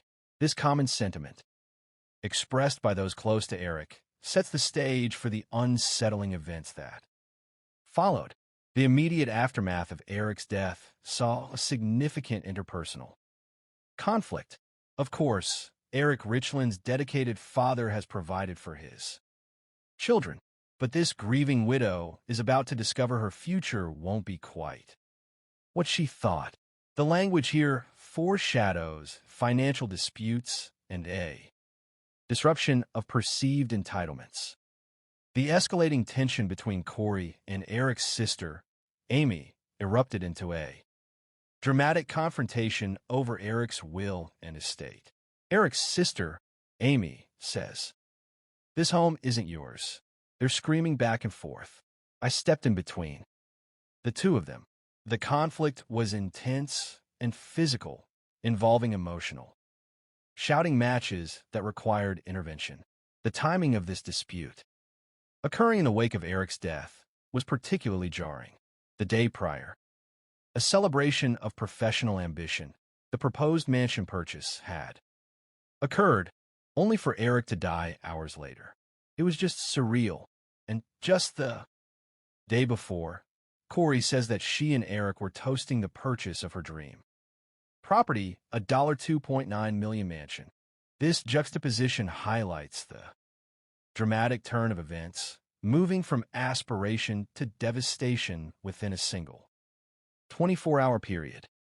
The community rallied in support, creating a somber atmosphere of collective mourning. Eric is beloved in the community, and many people come and gather at the family home to sort of celebrate his life. There were just constant people coming in and out of the house, paying their condolences. This outpouring of grief and support for the family, including Corey, was a natural response to the sudden loss of a respected community member. We were just, reminiscing about Eric. We were all just there to support Corey, keep the boys occupied, keep their minds sort of off of, what happened.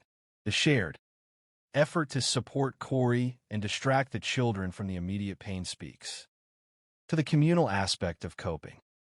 However, even in the midst of collective mourning, profound emotional expression continued, tinged with a defiant celebration of Eric's spirit. We were literally talking about Eric the entire night, and we were just dancing and listening to his favorite songs. Music and dancing usually associated with joy, here served as a cathartic release, a way to connect with Eric's memory. The scene captured a particular moment. Cheers, boys. One of our friends is shotgunning a beer. Richard, yep. And it's not the way everybody else may celebrate. But that's how we did it, because that's what Eric would have done with us. This was a deeply personal and spirited remembrance, a testament to the bond shared with Eric, reflecting his known personality traits and preferences. The music itself held significance. At one point, they're playing music and Cody Johnson's Till You Can't comes on, and this is Eric's favorite song. I mean, it's an incredible song with a very obvious meaning. Live Until You Can't, and to know that we just lost somebody.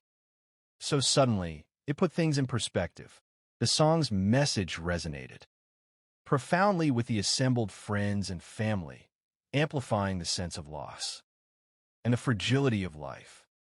A particularly poignant moment unfolded when Eric's sister, Amy, filmed Corey and her sons dancing. The description suggests a deeply moving, almost spiritual experience. Corey's dancing with her 3 sons and Eric's sister. Amy films the dance, and there was this light that kind of projected around them, and she's like, I swear Eric's dancing with them right now. Like it was special. And it's this real moment of sort of solidarity between the two families. This moment, interpreted as a spiritual connection to Eric, represented a temporary, fragile peace. But that solidarity appears to be short-lived. The contrast between this moment of unity and the ensuing conflict highlights how quickly personal grievances can resurface even in the shadow of immense loss.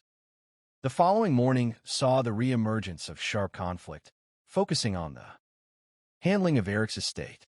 The morning after that gathering, there is a dispute, an argument between Corey and Eric's sister Amy. The dispute escalated rapidly, focusing on immediate financial matters. Corey realizes that Eric's will isn't a safe. She seemed a little adamant about getting that will, and she was pretty positive that it was in the safe, but she didn't know what the combination was. The urgency surrounding accessing the will suggests a pressing need for financial information or control. The involvement of a locksmith, while seemingly practical, became a flashpoint. Eric Richan's sister Amy is at the house, and a locksmith shows up to access the safe. This initiated a severe reaction from Amy. You just hear like this blood-curdling scream as I ran out into the garage, and Amy had seen a sign on a truck that said locksmith or something. She flipped out and told Corey, you're not supposed to be getting into the safe. Amy's intense reaction may have stemmed from a perceived betrayal or unauthorized action, especially concerning the safe and its contents. Amy then revealed a critical piece of information that shifted the legal landscape of the estate. And then Amy drops a bomb. She tells Corey that Eric had secretly set up his trust and will, and Corey was largely cut out. This revelation, if true, would drastically alter Corey's financial future and likely her standing within the family. The intensity of the ensuing argument escalated further. They're screaming back and forth. I stepped in between the two of them. Eventually, the police showed up. The dispute escalated to the point where law enforcement intervention became necessary, signifying a breakdown in communication and control. In an attempt to verify this startling claim, Corey sought confirmation from the source. In the midst of all of this, Corey wants to fact-check what's going on, and they call the estate planner. The estate planner's confirmation provided factual basis to Amy's claims, revealing the structure of Eric's legal arrangements. So the estate planner ends up confirming to Corey that around 2020, Eric had created an estate, and that his sister Katie was in charge of that and the executor. He makes his sons the beneficiary of the trust. He puts the house in the trust. This indicated that the ownership of their marital home, the very foundation of their life together, was structured to primarily benefit the children and potentially exclude Corey, creating significant financial insecurity for her. This structural shift explained Amy's earlier statements. And that's when those words of, "It's not your home," came out. And Corey's like, "It is my house. I've been here for 10 years. You know, what are you talking about?" The discrepancy between Corey's lived experience and the legal reality of ownership created deep conflict. The confrontation culminated in a physical altercation, leading to Corey's arrest. Amy told authorities that Corey punched her in the face and the neck. Corey is then arrested and charged with assault. She ends up pleading no contest, but she is found guilty of assault. This incident occurring so soon after Eric's death compounded the family's distress and highlighted the raw emotional turmoil. To think this is happening 2 days after Eric's death, and then these two families have to see each other again at Eric's funeral. The juxtaposition of this legal fallout with the grieving process, particularly the funeral, created an atmosphere of profound discomfort and animosity. The funeral itself was a stark visual representation of the fractured relationships. The funeral itself, I think, went off very well, but you could already see the animosity between the two families. It's contentious. Oh, the funeral was incredibly uncomfortable. Corey stood in one, and then his family stood in like another area. Yeah, it was a very obvious divide immediately, and they wouldn't talk to each other. There really wasn't much reference to Corey. There wasn't a lot of love going on. The visual separation and lack of acknowledgement underscored the deep divisions that had emerged. Even the presentation of Eric's final resting place reflected the divide. Over the top, lavish casket. It was like a horse and buggy. It was grand. It was very country. It was just the most uncomfortable funeral I've ever been at. The elaborateness juxtaposed with the somber mood and fractured families amplified the sense of unease. As time progressed, the public narrative began to shift, subtly questioning Corey's immediate post-mortem actions. His 40th birthday was just a couple weeks after the funeral, like his clothes had already been taken down, and she wasn't wearing a wedding ring. And I thought that was a little odd. I mean, it wasn't even a month. These observations, though seemingly minor, suggested a rapid emotional detachment or a calculated progression through grieving stages that some found disconcerting, particularly the removal of personal items and the absence of a wedding ring so soon after Eric's passing. While grappling with the estate dispute and navigating personal loss, Corey found solace and purpose in writing, an act that would ultimately draw unwanted scrutiny. As the months passed, Corey filed a civil lawsuit against Eric's sister, Katie, disputing the trust, and Corey seems to continue to adjust to life as a single mother and a businesswoman. Her legal actions indicated a continued fight for financial security, the therapeutic value of routine, especially for children coping with grief, is well established. Corey talks a lot about how important routine is to getting through the process of grief. And so, usually at nighttime, this is when you read to your children. And she was saying that they looked for something to read. They would answer some of these questions, and she found nothing. The lack of appropriate resources highlighted a gap in available support. She said, "I've looked everywhere, and I can't find a book on grieving for children." This void sparked an idea, a potential solution born from personal necessity. She said, "I wonder if I could write one." This moment of inspiration, coupled with the desire to support her sons, led to the creation of Are You With Me? The book's structure offered a unique approach to grief. Corey Richens self-published a book called Are You With Me? The first part of the book is actually written from the child's perspective, the little boy who's wondering if his dad is with him. This empathetic perspective aimed to connect with children on their level addressing their immediate questions and anxieties. The collaborative nature of its creation was also noted. Corey actually used a ghostwriter in order to create this book. This indicates a professional process to bring the manuscript to fruition. The emotional content of the book directly referencing the imagined presence of the deceased father was evident in specific passages. Are you at my soccer game when I score that goal for you? I look for you in the crowd, but you weren't there. Did you see it? This passage poignantly captures a child's longing for parental affirmation and presence. The book's perspective then shifted, offering a comforting voice from the deceased father's viewpoint. And then later on in the book, it switches to the deceased father's perspective. And he sort of starts saying, yes, I am with you. I am with you when you score that goal for me. You couldn't hear me cheer for you, but I yelled and clapped as loud as I could, just like always.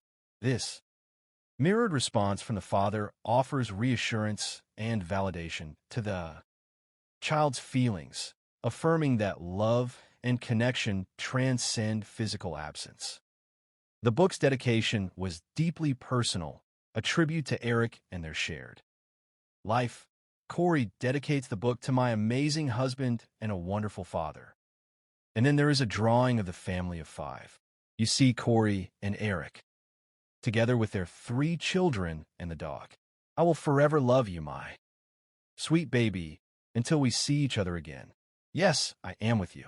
This drawing, a symbol of their idealized family unit, and the final words imbued the book with a powerful emotional resonance. Corey's promotion of her book brought her back into the public sphere, ostensibly to share her grief and coping strategies. In March 2023, Corey Richens goes on these local radio and TV stations talking about the book. This public outreach aimed to connect with other families facing similar challenges. We got an email, wrote into the station. It was Corey saying that she had just written what she believed to be was the first book for kids about coping with grief, and that she would love the chance to share that on Good Things Utah. The opportunity to share her narrative and offer comfort was framed as a genuine act of kindness. She articulated the book's purpose. My kids and I kind of wrote this book on the different emotions and grieving processes that we've experienced last year, and to make sense and process, I'm sure. Yes, exactly. This statement positioned her as a relatable figure, navigating her own pain while striving to help others. The interviewers expressed sympathy. What a shock this must be for this poor woman. My heart went out to her. Their empathy reflected the public perception of a grieving widow. Corey's statements conveyed her own journey of understanding. I'm new to all of this, so kind of doing, research and reading books and things to try and understand, not only how to grieve as a widow, as a wife, but also, with my kids, how to help them understand what just happened. Her admission of being new to all of this as a widow suggested a continuous learning process in managing her immense personal tragedy. However, this narrative of grief and public service was about to be violently disrupted by an anonymous revelation, one that would irrevocably alter the course of events and shatter the public's perception. But the big shock happened a couple of days later when we get an anonymous email. And there's just one line, and it's in all capital letters with many exclamation marks at the end. And it says, she killed her husband. The bluntness and intensity of the anonymous accusation, delivered in stark, capitalized lettering, served as a jarring indictment, a seed of doubt that would quickly blossom into a full-blown criminal investigation. The interview on Good Things Utah, meant to be a platform for solace and shared experience, had inadvertently become a point of convergence for conflicting narratives. while Corey was positioned as a grieving author, presenting a picture of resilience. A parallel investigation was meticulously piecing together a far more sinister account of Eric Richen's final moments. The authorities initially presented with a medical anomaly and the grieving widow's account had been quietly working behind the scenes, their probes extending far beyond the initial aneurysm hypothesis. While Corey has moved on with her life and is promoting her children's book about coping with grief, authorities have been digging into the circumstances surrounding Eric's death. This phrase encapsulates the essence of the unfolding drama. Two parallel worlds, one seeking comfort through public expression, the other unearthing a hidden truth through diligent investigation. The initial observations from the scene, particularly the unexpected presence of blood, had planted the seeds of suspicion that never fully germinated until later. Were you first on today? We were second. And there was blood before you leave? A little bit coming out as soon as we start doing compressions. This detail, the blood observed before the CPR efforts, was a physiological anomaly that hinted at something beyond a simple heart failure. The initial medical assessment, aiming for a quick resolution and perhaps to alleviate immediate family distress, had focused on the most readily apparent explanation. Originally, it was one of the EMTs on scene who suggests that maybe Eric had an aneurysm. The appeal of an aneurysm diagnosis was its suddenness, its ability to explain a swift, unexpected death without obvious external cause. The family's receptiveness to this theory is understandable. I wonder if he had an aneurysm or something with all blood. And I think that made a lot of sense to the family on scene right then, because what else would it be that would make a healthy 39-year-old man all of a sudden stop breathing in the middle of the night? The human mind seeks the simplest, most logical explanation, especially when faced with incomprehensible loss. In the absence of immediate forensic certainty, an aneurysm provided a plausible, albeit tragic, narrative. However, the rigorous process of scientific inquiry mandated by the circumstances moved beyond initial hypotheses. So law enforcement says that there will be an autopsy. They think it might have been an aneurysm, but they don't know. The autopsy was the critical juncture, the point where speculation would yield to empirical data. The autopsy's findings, when they arrived, were not merely surprising. They were seismic, fundamentally altering the entire understanding of Eric Richen's death. For the people that knew Eric, the autopsy was absolutely shocking.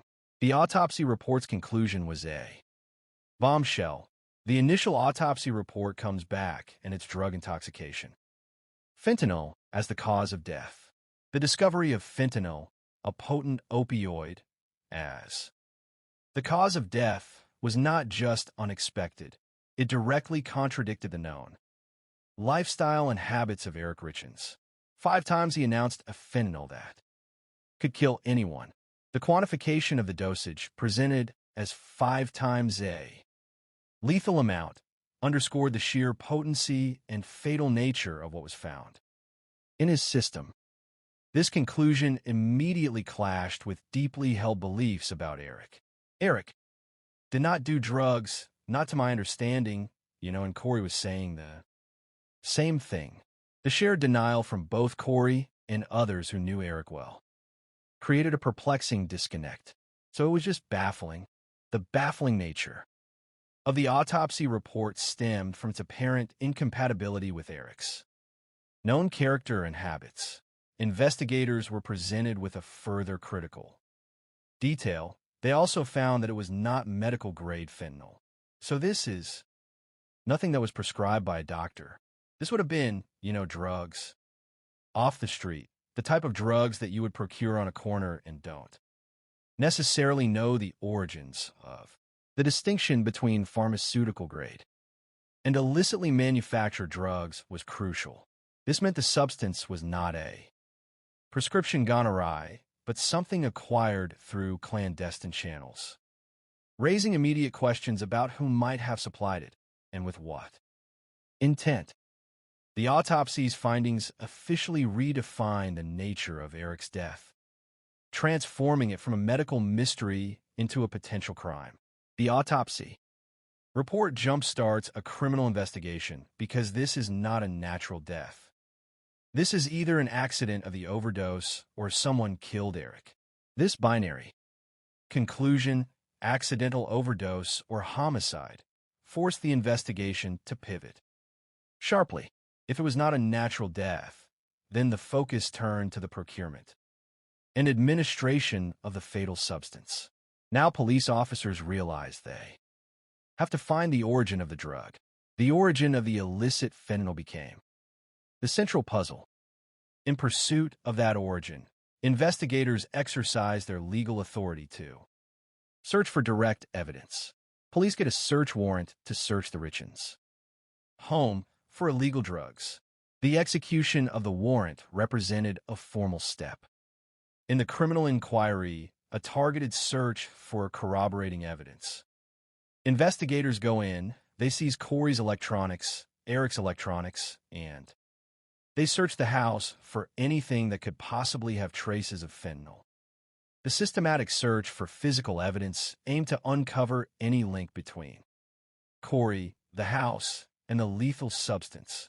However, the initial search yielded a perplexing absence of direct proof, but they don't find any fentanyl. The lack of trace evidence within the home created a vacuum, demanding alternative investigative avenues. During this period of intensive investigation, a key interaction occurred between Corey and the lead detective. During this search, Corey is stopped by then lead detective Jamie Woody. And at that moment, Corey says what everybody else is saying, that Eric doesn't do drugs, that she's shocked by the cause of death. Her reiteration of the stance that Eric did not use drugs, coupled with her expressed shock, mirrored the public narrative and her earlier statements. The investigation continued to delve into the specifics of the toxicology report, examining even the subtle chemical details. Corey Richens talks to the chief medical examiner and essentially has a bunch of questions, and she goes down a list of the various items that were found in the stomach contents. This interaction, where Corey actively engaged with the medical examiner, seeking understanding of the report's findings, appeared as a grieving widow trying to comprehend the unfathomable. She specifically questioned a particular component. The third one, the acetyl, I don't know how you say that. Acetyl fentanyl. That's just a variant of fentanyl that is usually only present in the setting of illicitly manufactured fentanyl. Her detailed query, referencing a specific chemical compound, demonstrated a keen interest in the report's granular details. The medical examiner's clarification on acetyl fentanyl further elucidated the nature of the drug. Illicitly manufactured, like a pharmacy? No, like fentanyl that's manufactured by drug cartels as opposed to by pharmaceutical companies. Oh, good Lord. The confirmation that this was cartel-produced fentanyl reinforced the illicit nature of the substance, further distancing it from any medical prescription. Corey's reaction, oh, good Lord, conveyed a sense of shock at this new layer of understanding, implying the gravity of illicit drug sourcing. Her continued engagement with the findings seemed aimed at understanding the implications. It's pretty clear she's kind of reading from the report and asking individual questions about each part. I was just trying to figure out, if we found out anything new. The investigation gained significant momentum when the family of the deceased provided crucial information, raising direct suspicions about Corey. Definitely. Death from fentanyl intoxication. And we still don't know how he got it into Him. Yeah. I mean, is that anything you could ever find out? This question, posed presumably by Corey or to an investigator, highlighted the central mystery. That remained the vector of the poison, the Richens family already harboring. Suspicions brought forward testimony that profoundly shifted the investigative focus towards Corey. When the toxicology report comes back, Eric's family comes forward to law enforcement and says, well, we have some concerns about the toxicology report. Eric didn't do drugs. Their firm assertion that Eric was not a drug user directly challenged the autopsy's conclusion, prompting a re-examination of the circumstances leading up to his death. The Richens family was immediately suspicious that Corey had a role in Eric's death. This suspicion, rooted in their perception of Eric's character and potential marital discord, provided a compelling narrative for investigators to pursue. According to Eric's family, the veneer of marital harmony had begun to crack. According to Eric's family, while it seemed like Corey and Eric were flying high when he died, it was a very different reality. This points to a possible disconnect between their public image and their private marital dynamics. A significant financial revelation brought these underlying issues to the forefront. Eric discovered actually in 2020 that Corey had taken out a loan to help her business and did so without telling him. Corey had taken out a $250,000 line of credit against the home, which Eric solely owned and had no idea about. This act of unilateral financial action, particularly concerning their shared home, represented a profound breach of trust. Such a hidden financial maneuver would naturally raise alarms. That made them all start to be very concerned with Corey's financial situation. The discovery of this large, undisclosed debt created significant apprehension about Corey's financial decision-making and the couple's overall financial stability. This concern, in turn, motivated Eric to make substantial legal adjustments to his estate, and that is actually what caused him to change the trust, because he wanted to make sure his children were taken care of. The alteration of his trust and will, establishing his sons as beneficiaries and naming his sister Katie as executor, strongly suggests a desire to safeguard his children's future, potentially from financial insecurity stemming from Corey's actions or a perceived lack of financial prudence on her part. This restructuring implied a profound lack of faith in the marital partnership and potentially in Corey's ability to manage finances responsibly. The deception regarding the line of credit was a deeply damaging revelation for the marriage. The family says that when Eric finds out, he visits a divorce attorney. Seeking legal counsel regarding divorce is a significant indicator of marital breakdown arising directly from the betrayal. The emotional impact of such a discovery is profound. I think it's like, how can you deceive your spouse like that? When you own a home, the idea that you're going to take out a line of credit, that they're never going to realize this, and you're somehow going to go out and spend $250,000, and they're just never going to get that that's what was going on behind the scenes. It's pretty shocking. The analyst commentary here underscores the calculated nature of Corey's actions, presenting it as a betrayal that suggests a deeper level of intent or desperation. Although the couple ultimately pursued counseling and did not separate, the damage was done. They end up going to counseling, and they do not separate, but there is this idea, she's lied about their finances. Even if there's a facade of things being good within the marriage, there's still a real permanent rift between the couple and the trust that's been broken. There, the foundation of trust, once fractured, becomes exceedingly difficult to repair. This experience left an indelible scar on their relationship, demonstrating a significant unresolved issue. Beyond the financial deceptions, further allegations began to emerge, painting a concerning pattern of behavior and mounting pressure on Corey. But as it turns out, allegations of financial crimes are not the only evidence investigators are uncovering. The investigation broadened its scope, seeking to corroborate the family's suspicions with additional findings. A year after Eric's death, Corey's finances are not looking good at all. The continued downward spiral of her financial situation suggested an ongoing crisis, which may have intensified her perceived need for significant funds. Her potential reliance on Eric's estate for relief is notable. She thought she was going to be getting an inheritance, and now the weight of her debt is bearing down on her. She's in a lot of trouble here.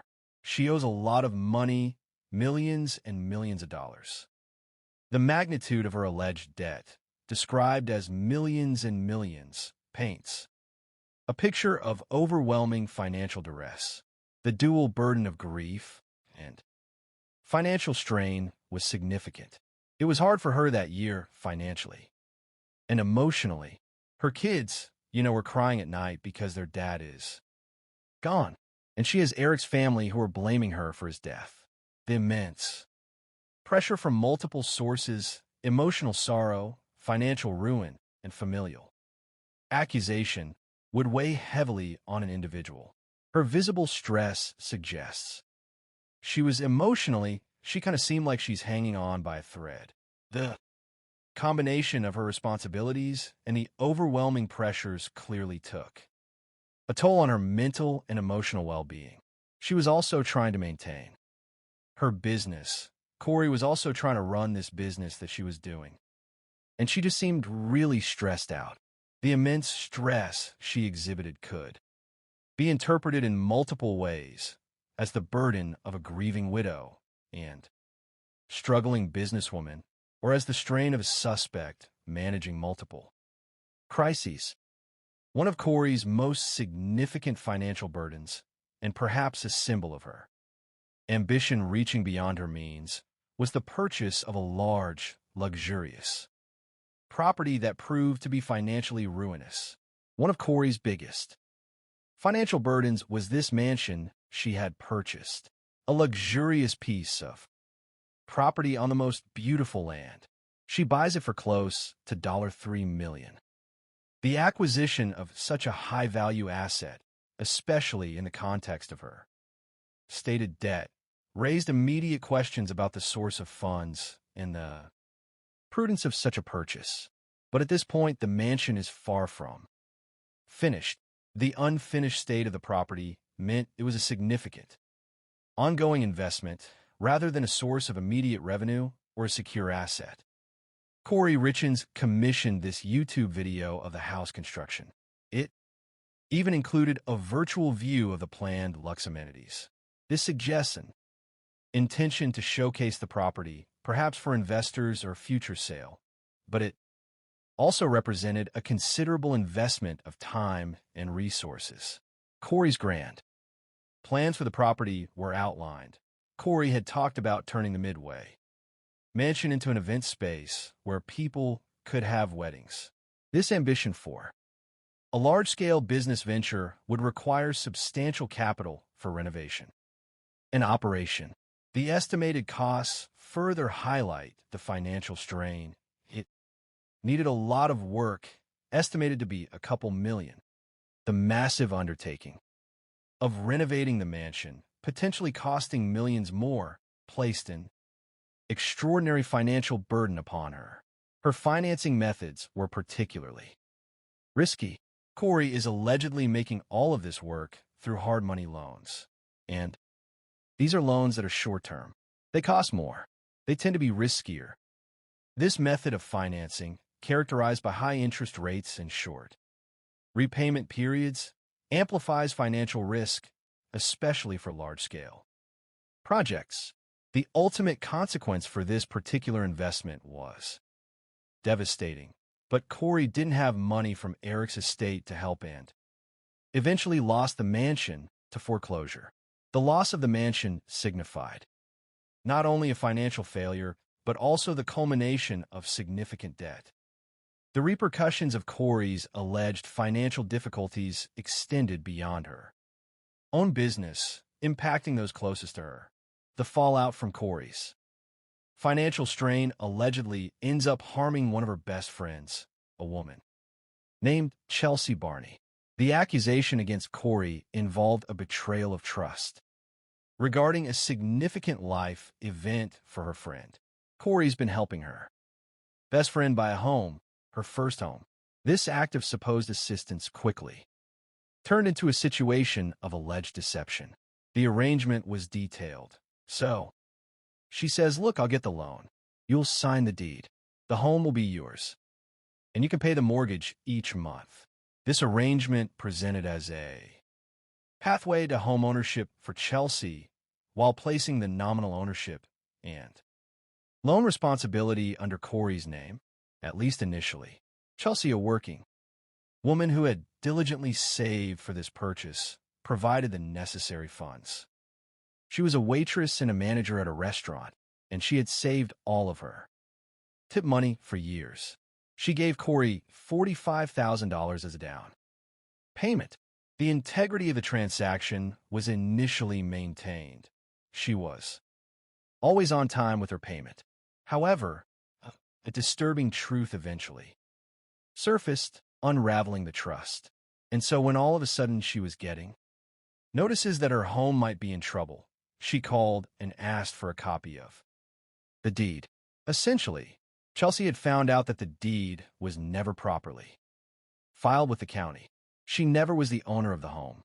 This revelation exposed a critical flaw in the transaction, suggesting a fundamental betrayal. The property was ultimately lost, leading to devastating consequences for Chelsea and her family. The house is foreclosed on. Chelsea and her family are evicted. And to add insult to injury, all this money she saved up to buy this home, it's gone.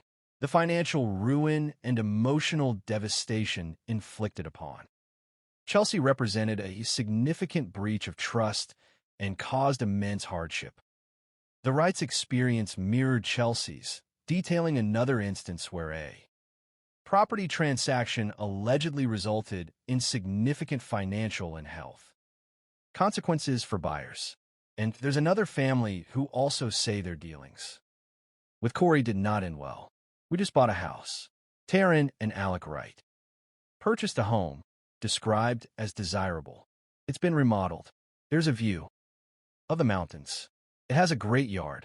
However, upon moving in, they discovered severe and undisclosed problems. But once they were in that home, they discover a major problem.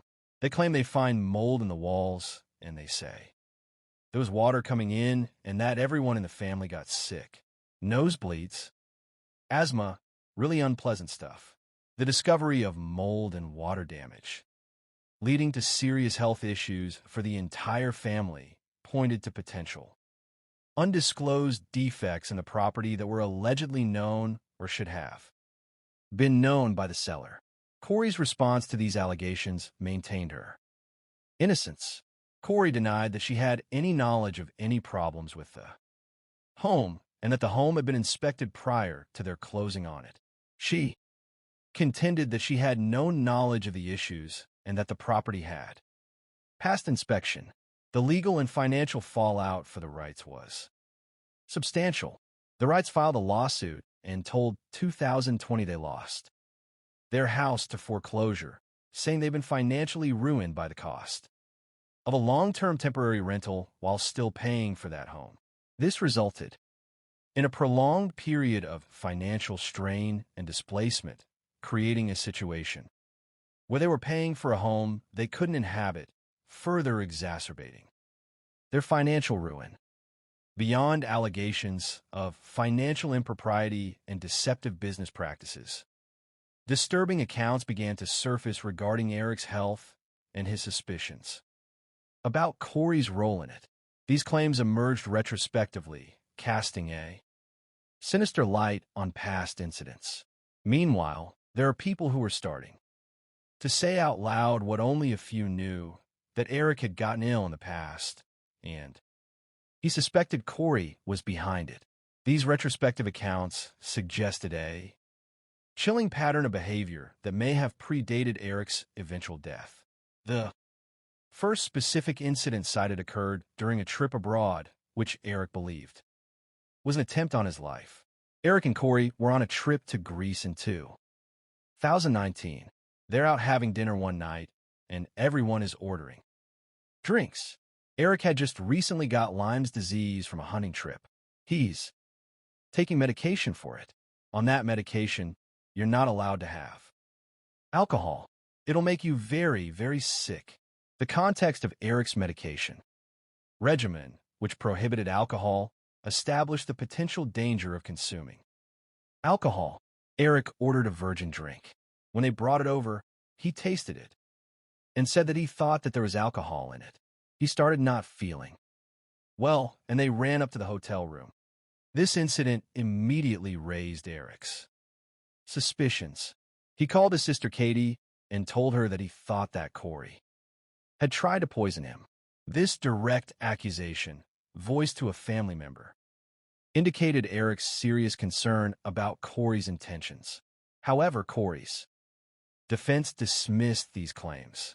I don't believe Eric said that. I don't believe he ever said that. This denial, common in such circumstances, presented a direct conflict of testimony. The explanation offered was that the service staff were the potential culprits. They were in a restaurant when he got sick, so the only one serving him was a waitress. A second alleged incident, occurring closer to Eric's death, further fueled suspicions.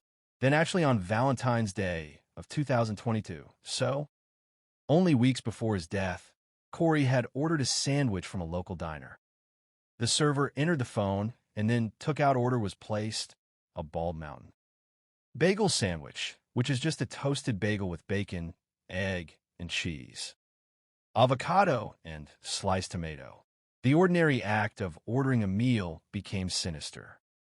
In retrospect, and 12 minutes later, Corey came in and picked it up and paid for it. Corey's personal involvement in the transaction, from ordering to pickup, placed her directly at the point of contact with the food. When she left the sandwich for him, she left a note basically just saying, "Happy Valentine's Day. I love you." The tender message on the note created a deeply unsettling contrast with the alleged intent behind the sandwich. After just a single bite, Eric seemed to believe he was having an allergic reaction. The immediacy and severity of his reaction were alarming. He used his son's EpiPen, took some Benadryl, and went to sleep. And when he woke up, he texted friends, "You almost lost me this time. I think she might have poisoned me." This direct, textual communication expressing grave suspicion towards Corey was crucial. Evidence directly accusing her of an attempt to poison him. The timing of this message, just weeks before his death, intensified its significance. As the investigation progressed, the forensic and digital trail began to connect more pieces of the puzzle, focusing on a critical period surrounding Eric's death. This analysis was also indirectly informed by the forensic findings from his autopsy, which indicated death by drug intoxication. And police are about to learn just where that poison could be coming from. This statement suggests that the investigation was moving towards identifying the source and method of the alleged poisoning. In the meantime, and unrelated to Eric's death, Corey was engaged in personal grooming activities that would later be scrutinized. Corey came to me about a year after she said her husband had died. All she had said was that he passed away and she was ready for some new family photos. So she wanted to get her hair done to look cute in the pictures with her sons. The pursuit of new photographs, even a year after Eric's death, is not inherently suspicious, as families often seek to create new memories or document their journey through grief. I was really impressed with how she was handling that. situation with her little boys, and how much she was doing with her life. The stylist's perception painted a picture of resilience. Corey spent 5 or 6 hours in my chair. We did a full color on her, and then we did her extension. Install after that. The lengthy appointment reflected a commitment to her. Appearance, perhaps for the photos, or simply as a form of self-care. The cost of the service was significant, hinting at the resources being utilized. I think she ended up spending around $2,900. A year following Eric's death, Corey was observed continuing her life, which led to concerns among Eric's family about the pace of the investigation. It's been a year since Eric Richins' death, and Corey is moving on with life. But Eric's family, however, is frustrated. They say they're not seeing progress in the investigation, and they're dealing with the back-and-forth lawsuits over the estate. The family's frustration stemmed from a perceived lack of resolution, both in the criminal investigation and in the complex legal disputes regarding Eric's assets. They decided to pursue independent avenues to gather information. So they decided to hire a private investigator. This proactive step demonstrated their deep-seated suspicions and their determination to uncover the truth, particularly concerning the circumstances of Eric's death. The private investigator employed a methodical approach, leveraging modern investigative tools to examine communication patterns. This PI pulls phone records, looks at thousands of text messages, pulls electronics, gets cell phone data. The examination of digital footprints provided intimate insights into Corey's interactions. A significant pattern emerged from the data. So, when the private investigator gets into these phone records, he discovers that there are essentially 3 people that Corey is communicating with all the time. One is Eric, the other is her mother, and the third person is a woman named Carmen Lauber. The identification of Carmen Lauber as a constant contact, especially around the period of Eric's death, established her as a person of interest. This is between the months right before and right after Eric Richins dies. The proximity of their communication to Eric's death immediately raised questions about Carmen's potential involvement or knowledge. So why is Corey talking to Carmen Lauber so much? The relationship between Corey and Carmen was further defined by their business interactions. Carmen worked for my sister, cleaning houses and cleaning the fix and flips. Corey would call her and say, "Hey, I need you to go to this address, clean this house."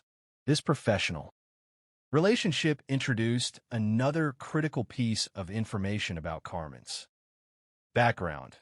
This woman has a checkered past, including a whole bunch of drug stuff. The acknowledgement of Carmen's history with drugs transformed the significance of their communication. The PI's findings were substantial enough to warrant a formal handover to law enforcement. With the information that the private investigators gathered, he's forwarding all of that to the Summit County Sheriff's Office. This transfer of evidence initiated a renewed and more focused criminal investigation. The case was reassigned to a new lead detective, signaling a fresh start and a comprehensive review of the evidence. A new lead detective is put on the case. Detective Jeff O'Driscoll, and his theory is to start over, start fresh. Detective O'Driscoll's strategy was to meticulously re-examine all facets of the case, free from preconceived notions.